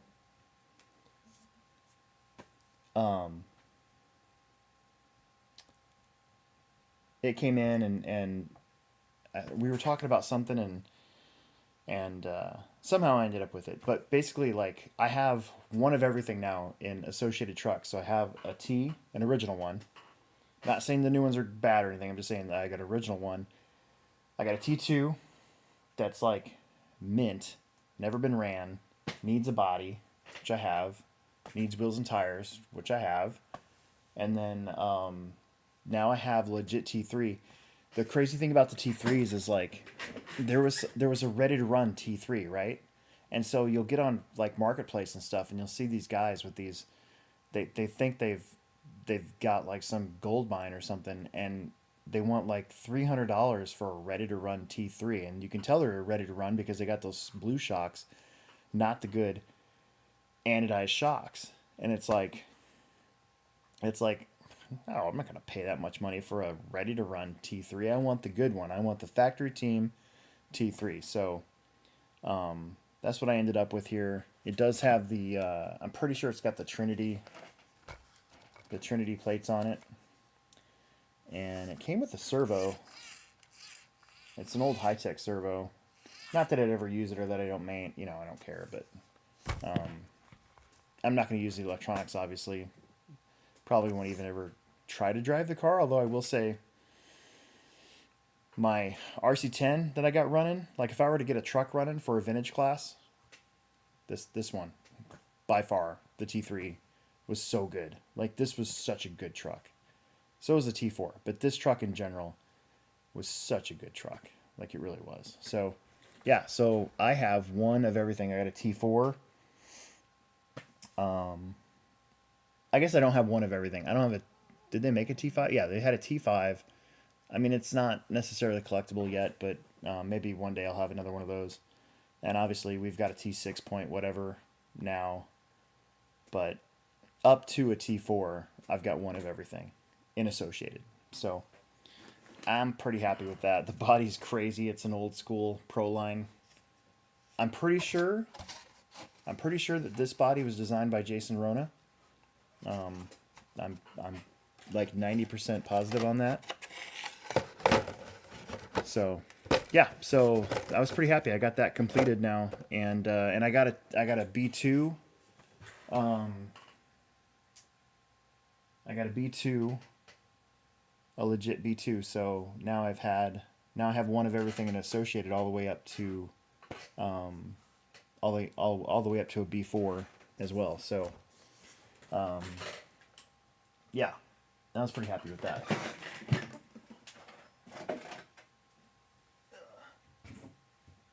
This is my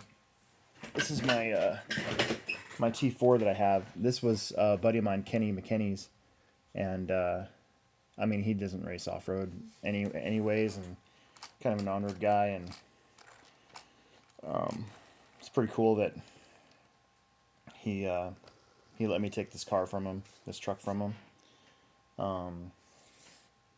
Needs a body, but has battery strap, so that's really good. So, and then talking about the T2, I don't know if I've shown this on here or not, but that's our pretty much mint T2. There's really no scratches on that chassis. Well, I guess there is. So it's not really mint, but barely used. Let's put it that way. So it's got a little bit, but not as mint as my other one, a couple other cars I have, but still really, really good. And the cool thing is, I got a body, and I got wheels and tires for this, so if I want to get this resurrected sometime, I have that on hand. So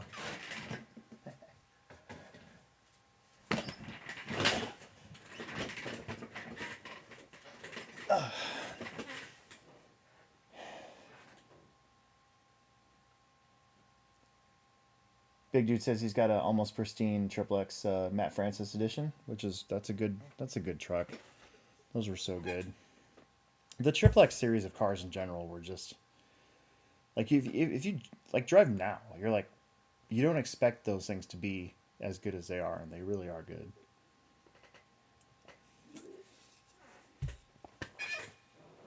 That's what my XXX back there is. My OG body on it.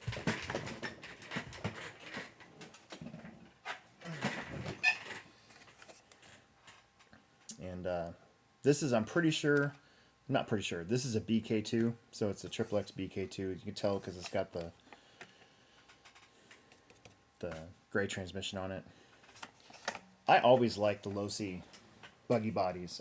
They were so like low, like the cab was just in the right place, and they always looked really, really cool. Like you knew a Triple X when it was driving on the track, you know. This one's pretty much ready to go too. I'm actually more worried about breaking the low-C stuff than I am the associated stuff, especially with all the re-release, especially the plates back here.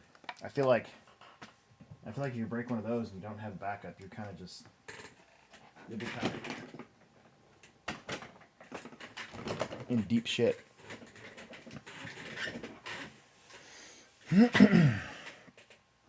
Okay, where was I at? Top plate. Top plate is in.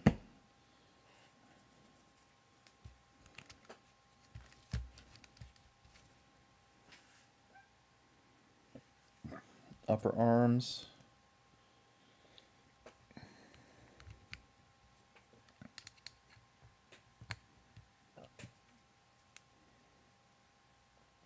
That's it should be to the outside, right? Like that? Yeah. Like that. Gotta put the clips in. Steve was on here, he asked a question. I missed it. What's the motivation for the quick build? I wouldn't say quick build. It's more like I kind of want to run it on Friday. Like I want to get driving it. I want to get it. I want to get out there and drive and get my speed control settings right, and just you know, see if any setup changes need to be done, because you only have. Well, I mean, what's today? Yeah, almost exactly a month. I mean, I guess there's a little bit of time. But, you know, I just, I don't know, I want to get it done. I don't want to miss out on any more 8-scale racing. It's, plus, you know, you kind of like, you take a break for a little bit like I did, and you know, before you know it, you're kind of ready to go again. I almost bought a Mini Z the other day because they're doing that Mini Z racing on Sundays at the Plex now. I still might, actually. But I want to race e-buggy and kind of get back in the game a little bit.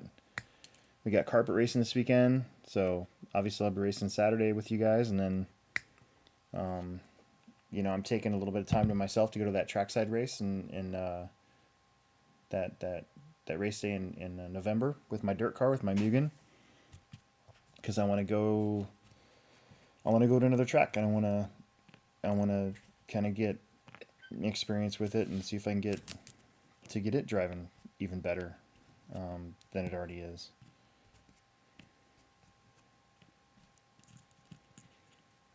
And I was going to race 4-wheel drive the other Friday and broke my servo, like for good.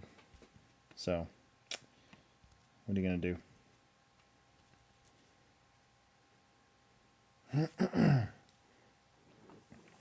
Got another Canadian watching from Edmonton. Recently got back in a kart race with my Mini B. My dad brought me up on some wicked low C and other RC, trying to get my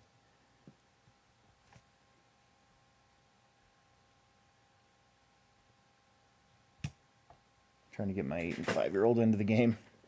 Mini B, dude, our Mini B racing, we had like 30-something entries last Tuesday. So if that keeps up, I might get my Mini B back going again. So I have everything I need here to build a new Mini B. And last year I did a video on the fuzz bites when they came out, because I got them early from J Concept, so I went ahead and did a video on them. And I was asked a lot about setup and stuff, and so that's another thing I'm gonna probably end up doing here shortly, is like a full build series on getting a Mini B set up for carpet at our track. So look for that. There's not a whole lot to it. It'll just be like some of the tricks, like getting the metal plate underneath the chassis, and my shock setup, and finding the cool springs that nobody else can get. unless they have an old RC18 like we did. So that's cool. You're watching from Alberta. That's awesome.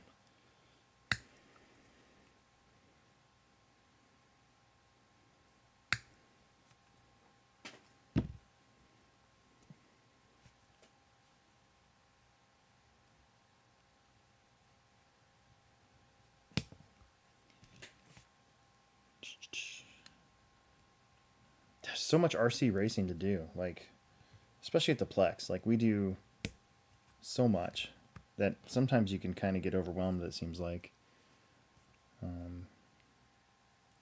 But then other times you get hyped up to do it all too, you know. Like seeing everybody have fun and enjoying themselves is kind of why I kind of want to get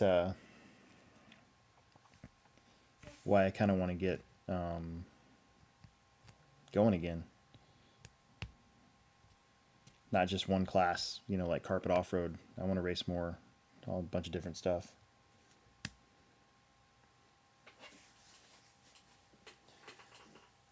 RC10 Talk caught the tail end talking about your vintage cars, thinking about attending the vintage race at Hoosier in March. I saw that, and I would love to. It's just the timing sucks for me. There's a dirt oval race that I usually get. The last couple of years I've been asked to go race direct, so I think it's the same weekend, so probably won't be able to.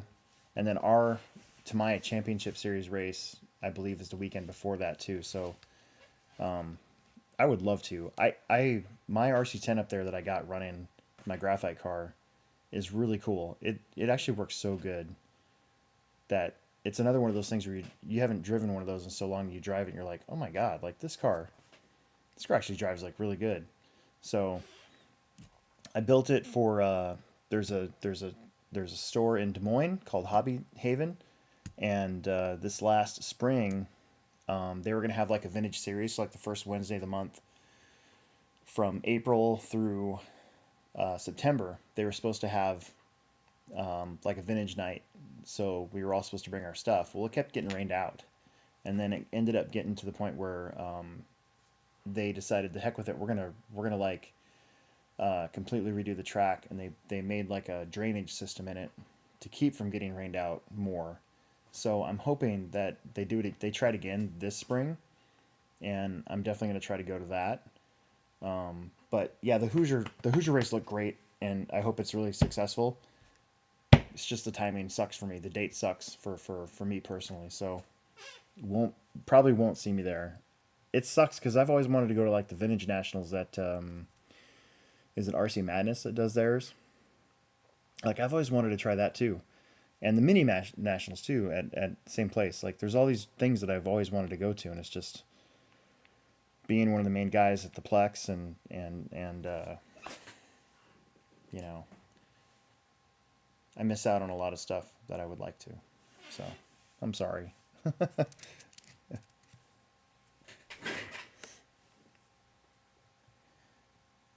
Anthony Santi says he's going to get a different motor for his Mini B. The Castle has eaten 3 diffs now.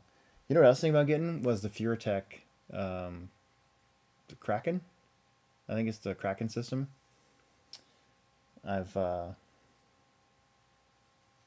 Yeah, that's what I'm thinking about getting for this one instead of the Hobby. The Hobbywing system's cheapest and super simple to use, but I don't know. I was kind of looking at that Kraken system, and I think there's even another one. I can't remember the name of it now, but it's on A main. I don't know, just to be different. Penner's Garage says he took out his camber link within 3 laps, ordered the low C upgrade and RPM front bumper instantly.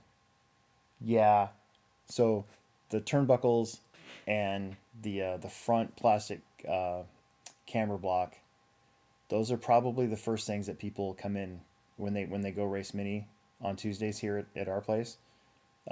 Those 2 things sell very quickly. We usually sell out, so we order a whole bunch, and then a whole bunch of people come and they break theirs. So mine will have J Concepts turnbuckles, There's nothing you can do about the rod ends though. Like they're always going to be you'll either break the plastic or they'll pop off, and there doesn't seem a whole lot to do about it. We've had guys buy the captured ones, like they've gone online, like on Amazon, and they've gotten the metal captured things, but they bind up really bad. So it's almost not worth it. Like yeah, you won't pop off ball cups anymore, but your car sucks. So um, I don't know. Uh, um, oh yeah, that's right. Adrenaline Arse. I remember that. But yeah, the RPM front bumper, that's a good one. And actually, I think they just came out with a rear bumper, and I saw them and I threw them on order for our store. So they make RPM front and rear bumpers now for the Mini B and Mini T's. Um, but yeah, the front bumper is a good buy. Um, I recommend the aluminum rear arm mounts instead of the plastic ones, and at least the aluminum front spindles, if not the hubs as well. They're cheap enough, and again, it's just like it's one of those things where it's um, like my first car that I had for a couple of years, the one that I run the J Concepts with, J Concepts race with. There's a video on the J Concepts YouTube channel of that one, and it's the same car. I actually used the same car on carpet and on dirt, and basically every time that I broke something, like a spindle, I'd replace it with the metal one, either like a hot racing or it's kind of menagerie of stuff, either hot racing or low C. Kind of depends on what we had in stock at the time. But the other piece that you definitely want to get is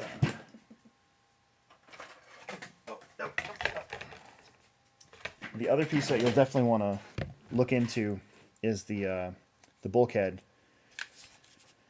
There's see, hot racing makes it in metal. APS makes it in metal. There might be some other guys that make it in metal too. But that piece right there, if you get that in metal, you won't ever break it again, but it kind of helps the car like not twist as much on carpet, especially. They always seem to break. They always seem to break right there. So be prepared. If you break that, I would say get the metal one. And then I thought I was gonna like the new servo saver, but I don't. I actually don't. I think it's worse. It's not worse in the sense like, how do I put this? Like the spring's not stiff enough, right? And so I actually like the old servo saver better. So this one's the new one. I like the old servo saver better because you can wrap 2 zip ties around it, tighten it down, and now your steering's a lot more predictable. This one does not really do the zip tie thing very well. So I can't remember the part number now. I think it was like 211 something something something. So LOS 211. But if you got the newer cars, find the old servo saver, and then you can just wrap 2 zip ties around it and really tighten down the steering. I'm going to go over that when I do my video. I'm going to take this car and I'm going to get a bunch of cool stuff for it and make a new carpet racer out of it. So should be really good. So yeah, but I would say, yeah, the getting that in metal, those in metal, and then the rear arm mounts in metal will save you a lot of headache. And the cool thing is, it's Mini B stuff, so it's not like crazy expensive.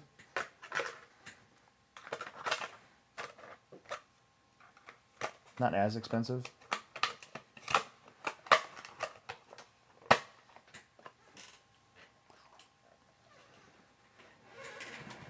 Put that there for now.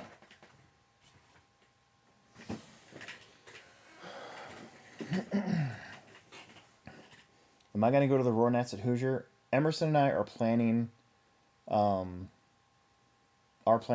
doing that. It's going to be expensive as shit though. Like we should have an S-word counter tonight. So yeah, but I think we are planning on going. We were talking about it. So I looked at I was looking for dates for our summer series, and I moved what would normally be our first round of the summer series in May. I actually moved it because They scheduled that weekend, I think. So, yeah. Not looking forward to the bill on that one though, because I think the Roar entry is $120 per class with no breaks for entries. So, ugh, like it's gonna suck. Just in general, it's just gonna be ugh, like not good. The race will be great. It's just the price of it's just crazy. But I guess it's just kind of like what it is. It is what it is, you know? Am I missing something? What did I do? Oh, they're 4x12s. You dumbo. I'm stupid. Got distracted.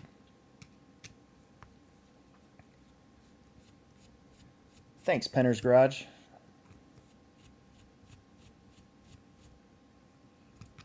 See, I miss doing these. These are fun. Sorry I don't do them in the summertime that often, if ever. It's just, I don't know.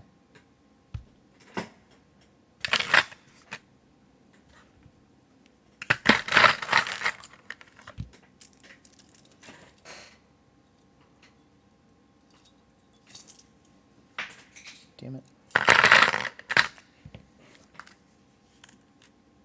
Am I going to run the plastic side guards, or do you... I run the side guards. You guys are taking them off? I didn't know that.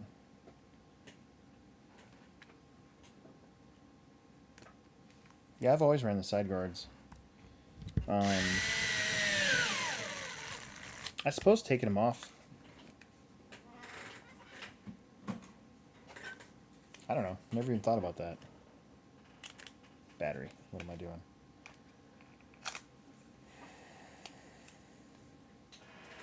Emerson had his off because he probably lost him. Or I think, was Emerson moving the battery around? I think that's what he was doing. Like he had his battery a different way on his car or something like that. I don't know. Emerson did some crazy stuff with his Mini, but it worked. I mean, it did work. I'm a little bit more... I don't know what the word is. Did I put those on the wrong way? I did.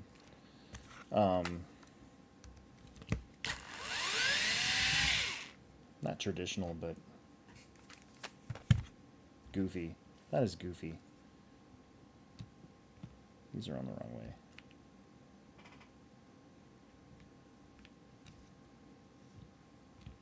Stupid. They go that way, don't they? Yeah, that's how they go. Okay. Stupid. I tend to make more mistakes when I get more tired. I can tell you guys that much.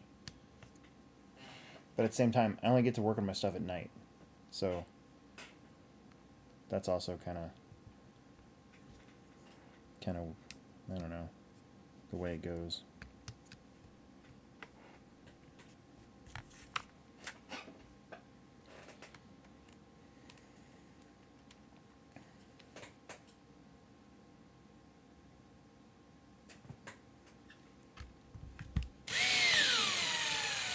Yeah, I think, so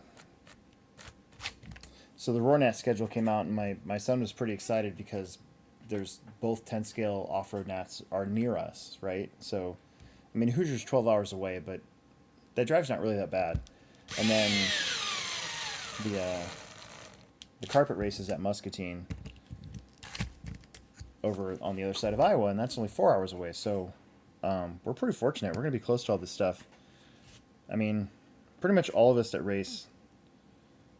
have raced at those races will probably try to go to those races. So you'll probably see what I call the boys. So there's a group of about 5 or 6 kids from the Plex, and they're all kind of the same age, and they've all sort of gotten fast kind of at the same time, and it's been really fun to watch. I think they're all planning on going to at least one of those nationals, so I don't know if I would go to the carpet one if I'd race. I'd probably just be chaperone for my son if he'd be cool with that. I probably would race. Who am I kidding? I'm gonna race 40 plus if they have it. So, but still, again, the money, the entry fee on the Roarnats is just, and then no matter what it is, it's a 5 day race. So they do track practice on Wednesday, and then Thursday, Friday, Saturday, Sunday. So if you don't go on that Wednesday, you're missing out. You're losing precious practice time. So you kind of have to go no matter what. So you think about that. Now you got hotel for Wednesday night, Thursday, Friday, Saturday. And then if it's close enough, you can start your drive home Sunday night. If it's not close enough, you're spending Sunday night. Think about that, you know. So it is a crazy investment to go to these things. And you know, I've always kept that in mind, like our INS race, when we have it, we don't have any Wednesday practice because I don't feel like I should have to force people to come on a Wednesday, and spend that extra, you know, $100 something on a hotel night and away from work if that's what's going on. I don't feel it's a good thing to do. So, but the Roar races, you know, they've always been that way, and you know that going into it. So it's kind of like the Worlds. You know, I knew the Worlds was going to be, you know, 10, 11 days. It's going to be 2 weeks of vacation. The hotel was $1,000. I mean, it's just, you know that going into it. So you just got to prepare for it and save for it. Big dude's checking out. We'll see you later. I'm probably going to check out here too pretty soon, but I might try to get through this bag. The D bag. We're almost done. We only got a page left.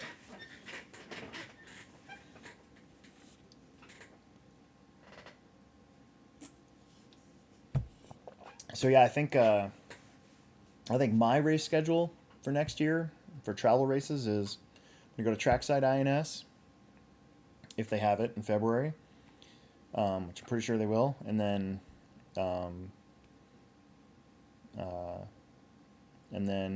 let's see. So INS race in February, and then for me it should be the Roarnats in May. And then it'll be the finals, which I'm pretty sure are either end of September or early October.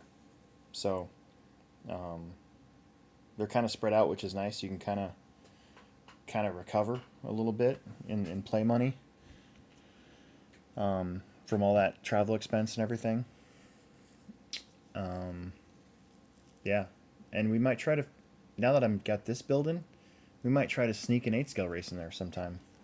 You know, I wouldn't mind going to Kansas City and running their summer series down there. I think that'd be awesome. Just got to make everything line up right. Again, it's just all about the dates and having everything not overlap, or if I get hired to do something somewhere, got to make sure that, you know, I can go. The drive shafts, they are right there. And then if they do it again, you know, one Wednesday a month to go to Hobby Haven, I can pull that off. That's easy. I know enough people in Des Moines too. If it gets too late, I can just spend the night at somebody's house and drive back in the morning. So, yay me. Okay, now I'm gonna need my greases, which are... Do I want to use that grease? I don't. I want to use this grease. Again, new J Concepts box. It's like magic. I like it. I like it a lot.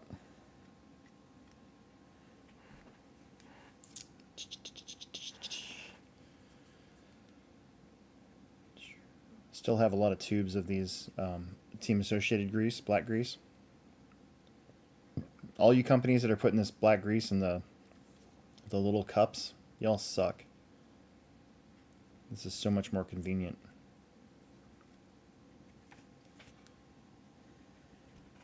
Y'all are stupid.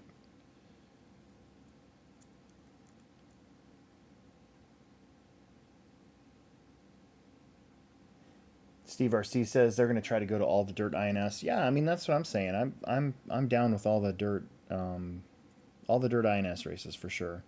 Like we did the carpet one at Muscatine, and it was fun, but you know, it's like I'm so old school, I guess. I'm more of like a if I'm gonna pay money and I'm gonna travel, like the race is gonna be on dirt. Just call me crazy. Nothing against carpet racing. We do it here at the Plex. I love it too, for short periods of time. But I'm definitely, if I'm gonna spend my hard-earned money, you know, I want to spend it at a track that's suffered from building a dirt track. I want to give them my support. let's say that. Like, that's what I'm saying, because I know how it goes. There's a amount of suffering that goes into your dirt track operators.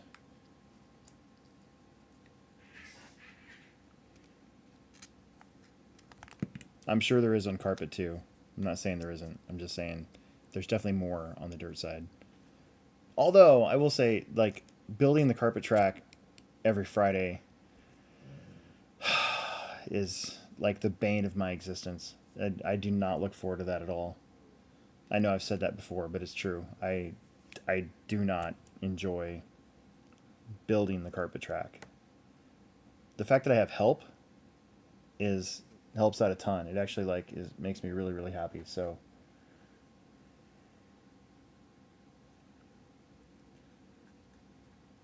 RC10 Talk says travel expenses are rough. I'm realizing I can do maybe 3 a year. Thankfully, there aren't a ton of vintage races. Yeah,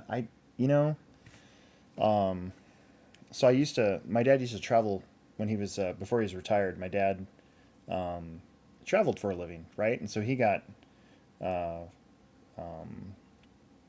of his hotels. I think he did. All of his hotels and stuff were on like an expense account or whatever, and then he'd build up points. And so he had crazy amounts of points from all this traveling that he would do for his job. You know, he probably stayed in a hotel, you know, 4 out of the 7 days a week for like 15 years straight, you know. And luckily, my dad and I are cool, so he would let me take his points whenever pretty much I wanted. And so probably from like 1996 until 2010. When was the gas snats? It was 2010. To like 2010. That was the year that he retired. So what, 14 years? I never paid any hotels. Like, I got it all for free from my dad. So I'm super lucky in that regard. And after he retired, we didn't have any more points anymore, you know, because so the Colorado gas nats in 2010, he had some in the bank, and then we used them. We used a big chunk for like a family vacation one year with my dad to Washington, D.C., maybe 2 years before that. Anyways, the point is, you know, they were gone.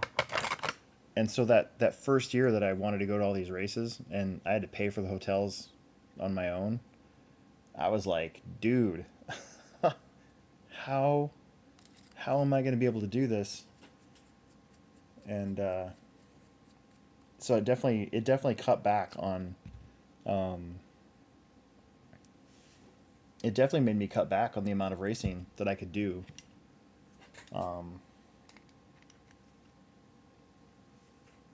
And then not to mention the fact that, like, around that time too, I had a lot more responsibility at the store, so it kind of worked out. Like, it wasn't such a terrible thing that I wasn't traveling so much all the time, you know, once a month sometimes, and still sucking. Look, Like, you know, not all the time, but you know what I mean. Like, obviously, I never became a professional, so couldn't have been that good.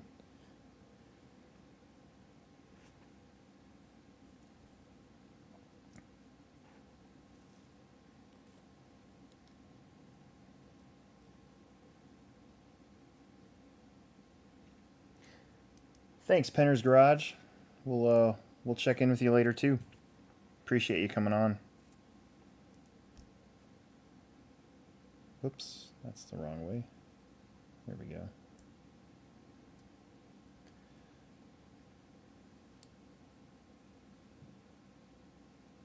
Yeah, you with the travel stuff, you just gotta like. For me, I gotta plan it out way ahead of time, and then you kind of just know what you're in for. Like I said, it's like the worlds. I knew what I was in for, right? So, um, you know, luckily, even though I felt dirty, it felt dirty. You know, last year or 2023 in the springtime, you know, we did a raffle at the track, and you know, that basically paid for the hotel, so that was nice. And then it was just up to me to save up some money for the tires, and obviously, you know, food for 2 weeks. And my sister came with me, and that was really fun, and that helped a lot because she kind of like took over almost like a motherly role in a way, and went and, you know, grocery shopped for us so we weren't eating out every night, and um, kind of split the gas because it was kind of like a brother sister trip down there. And um, that actually, you know, I told her I'd do that again in a heartbeat. Like, that was one of the coolest things we've done as a brother and sister. I do? Damn it. Hang on.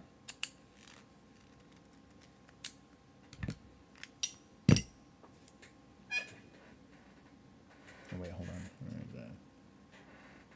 Let's see. Oh, man. See, that's why you don't wear a good shirt. Because you don't want to... you don't want to get it all messed up. Okay. Let's put these on. This way. And we got to switch that back. We're almost done with the D-bag, and then I'm calling it a night for tonight. Getting close. I don't want to screw anything up. Don't want to skip anything. Got to vote tomorrow. Got Tiny Tuesday tomorrow night. Lot to do. Always a lot to do.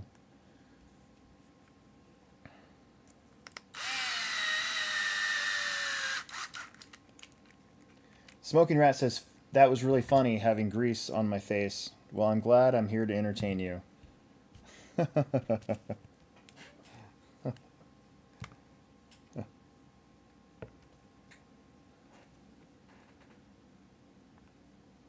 Again, that's why you don't wear a nice shirt, though, because dumb stuff like that. Or at least wear black. That's why we haven't had a white Hobbytown shirt in a while. For like 2 years in a row, they were white. I still have some, and they're usually I usually wear them when I'm down here working on stuff. Obviously, I won't wear it for an Afterhours program, but because they're filthy, you know. But a lot of times that's what I'll wear if I know I'm just gonna be like, "Wah," like that, with all the fun grease and everything. Okay, where am I at here? What am I missing? So we got that. Now we need to get, there should be these go on the sides. Like this.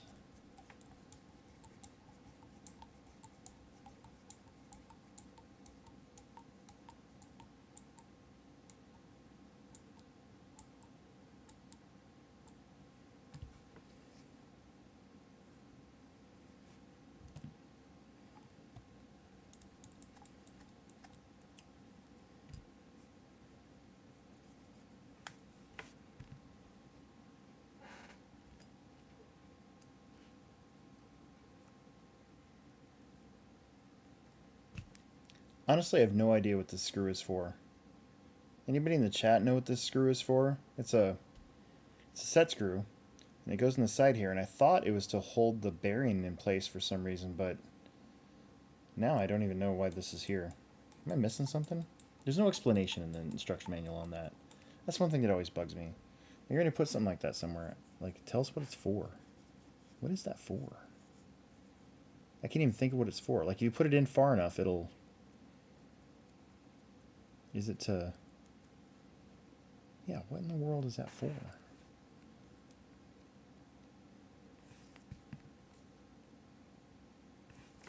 That's weird. Okay, pillow balls. Let's do that. Let's put this off to the side.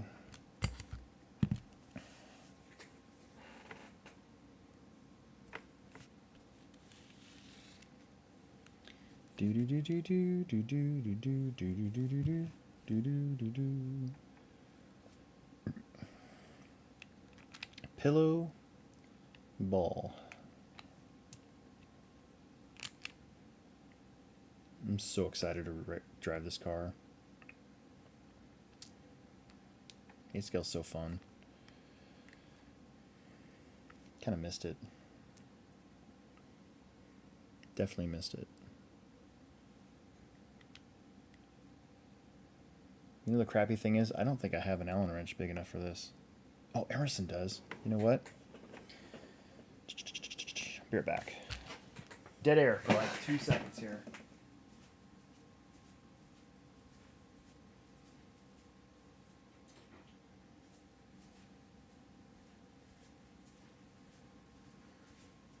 We're almost to the end.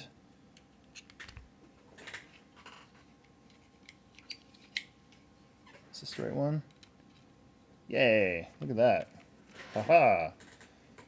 Let's go. Don't want to cross-thread it though.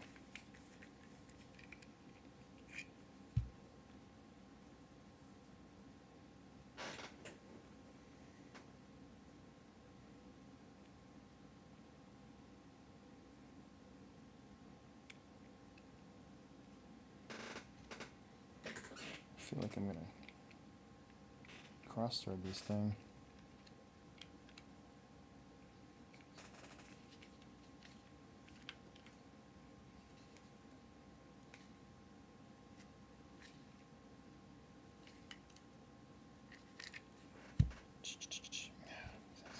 Terrible.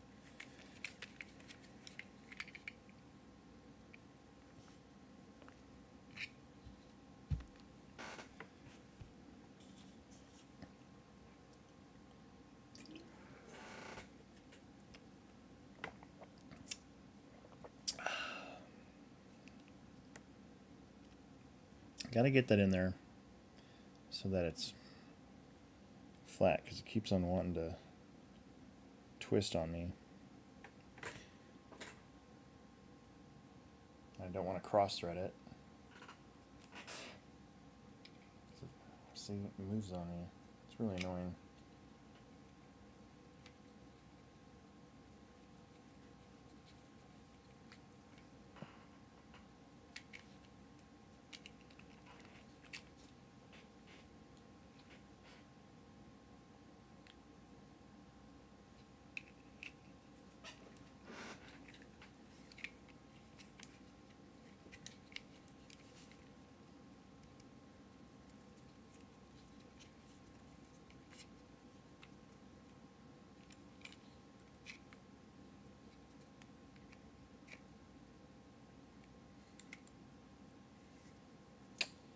Boy, this thing is wanting to, it's because I need a,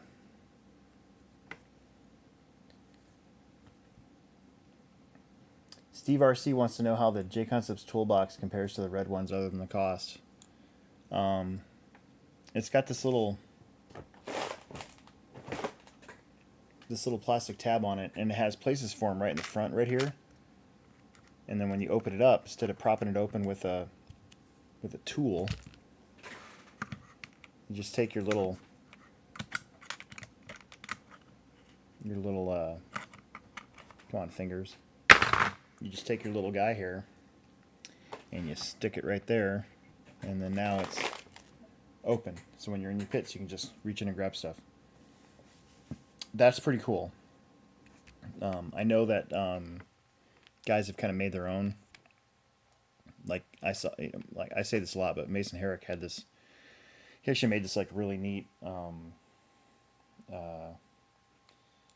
turnbuckle style on the edge, which is a great idea. But that one's molded into, like, it's just, I don't know, it's just really neat. Plus it says J Concepts on it, and it's got a flag on it. I actually think it's a little deeper too. I was noticing in this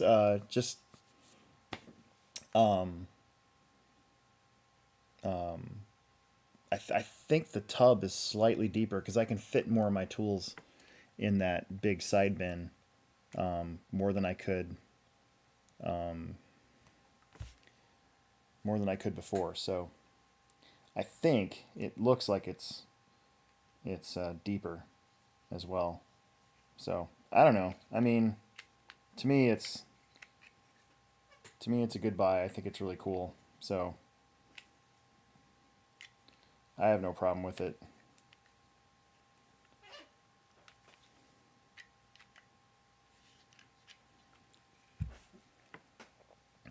I really don't like how that's like not in there. Every time I tighten it down, it doesn't look like it's straight, which is really bugging me, and I feel like I've already cross-threaded it. I hope not. I'm going to take this out and maybe start over.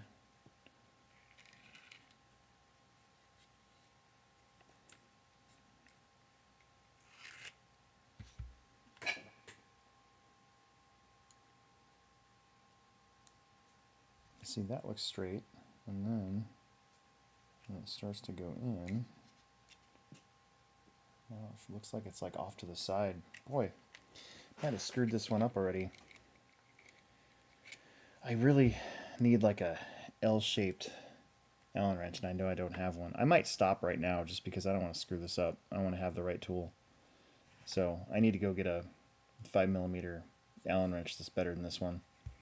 So I think I'm gonna, before I cross-thread this and mess it up, I know we got like 2 of them at the Plex, so I'm gonna go get them tomorrow and borrow it for a little bit. Okay, that's it's 11:30.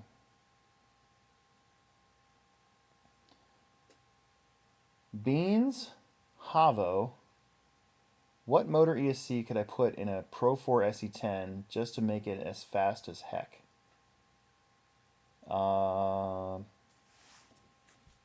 Castle Creations, whatever you want, 5700 kV system. So I'll get like a copperhead with a 5700 4 pole. That would go pretty crazy fast, even on a 2-cell.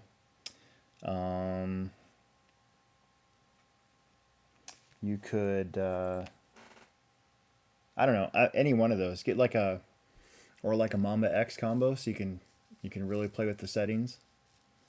I feel like for all-out basher speed stuff, like the Castle systems are still the best, in my opinion. So,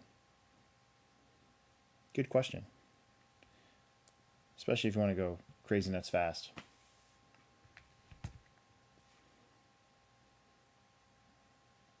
Yeah, okay. I'm going to not get tempted to keep going and screw that up. So I'm going to get the right tool for tomorrow. I think we made it through the D bag. There's still, it's an 8 scale, so there's still a lot to go. Maybe we'll set up a part 2 and finish her off, or maybe we'll come back to another after hours soon and it'll be done. I don't know. We'll find out. Anyways, yeah, I think I'm gonna bail. So I'm getting kind of tired, and I work tomorrow. So thanks for tuning in. Make sure that you guys, if you haven't yet, subscribe, like, tell your friends, all that good stuff. The usual spiel that YouTubers want to give. We passed 5,000 subs this fall, so that's pretty freaking awesome. I'm happy about that. And yeah, look forward to probably what's new this week, I'm thinking. I think Ben works Wednesday, so we might actually be able to do one on a Wednesday, which would be great. And yeah, we'll see what we can cook up for you as we start off our kind of fall winter, mindset, I guess. So, all right, I'm out. We'll see you later.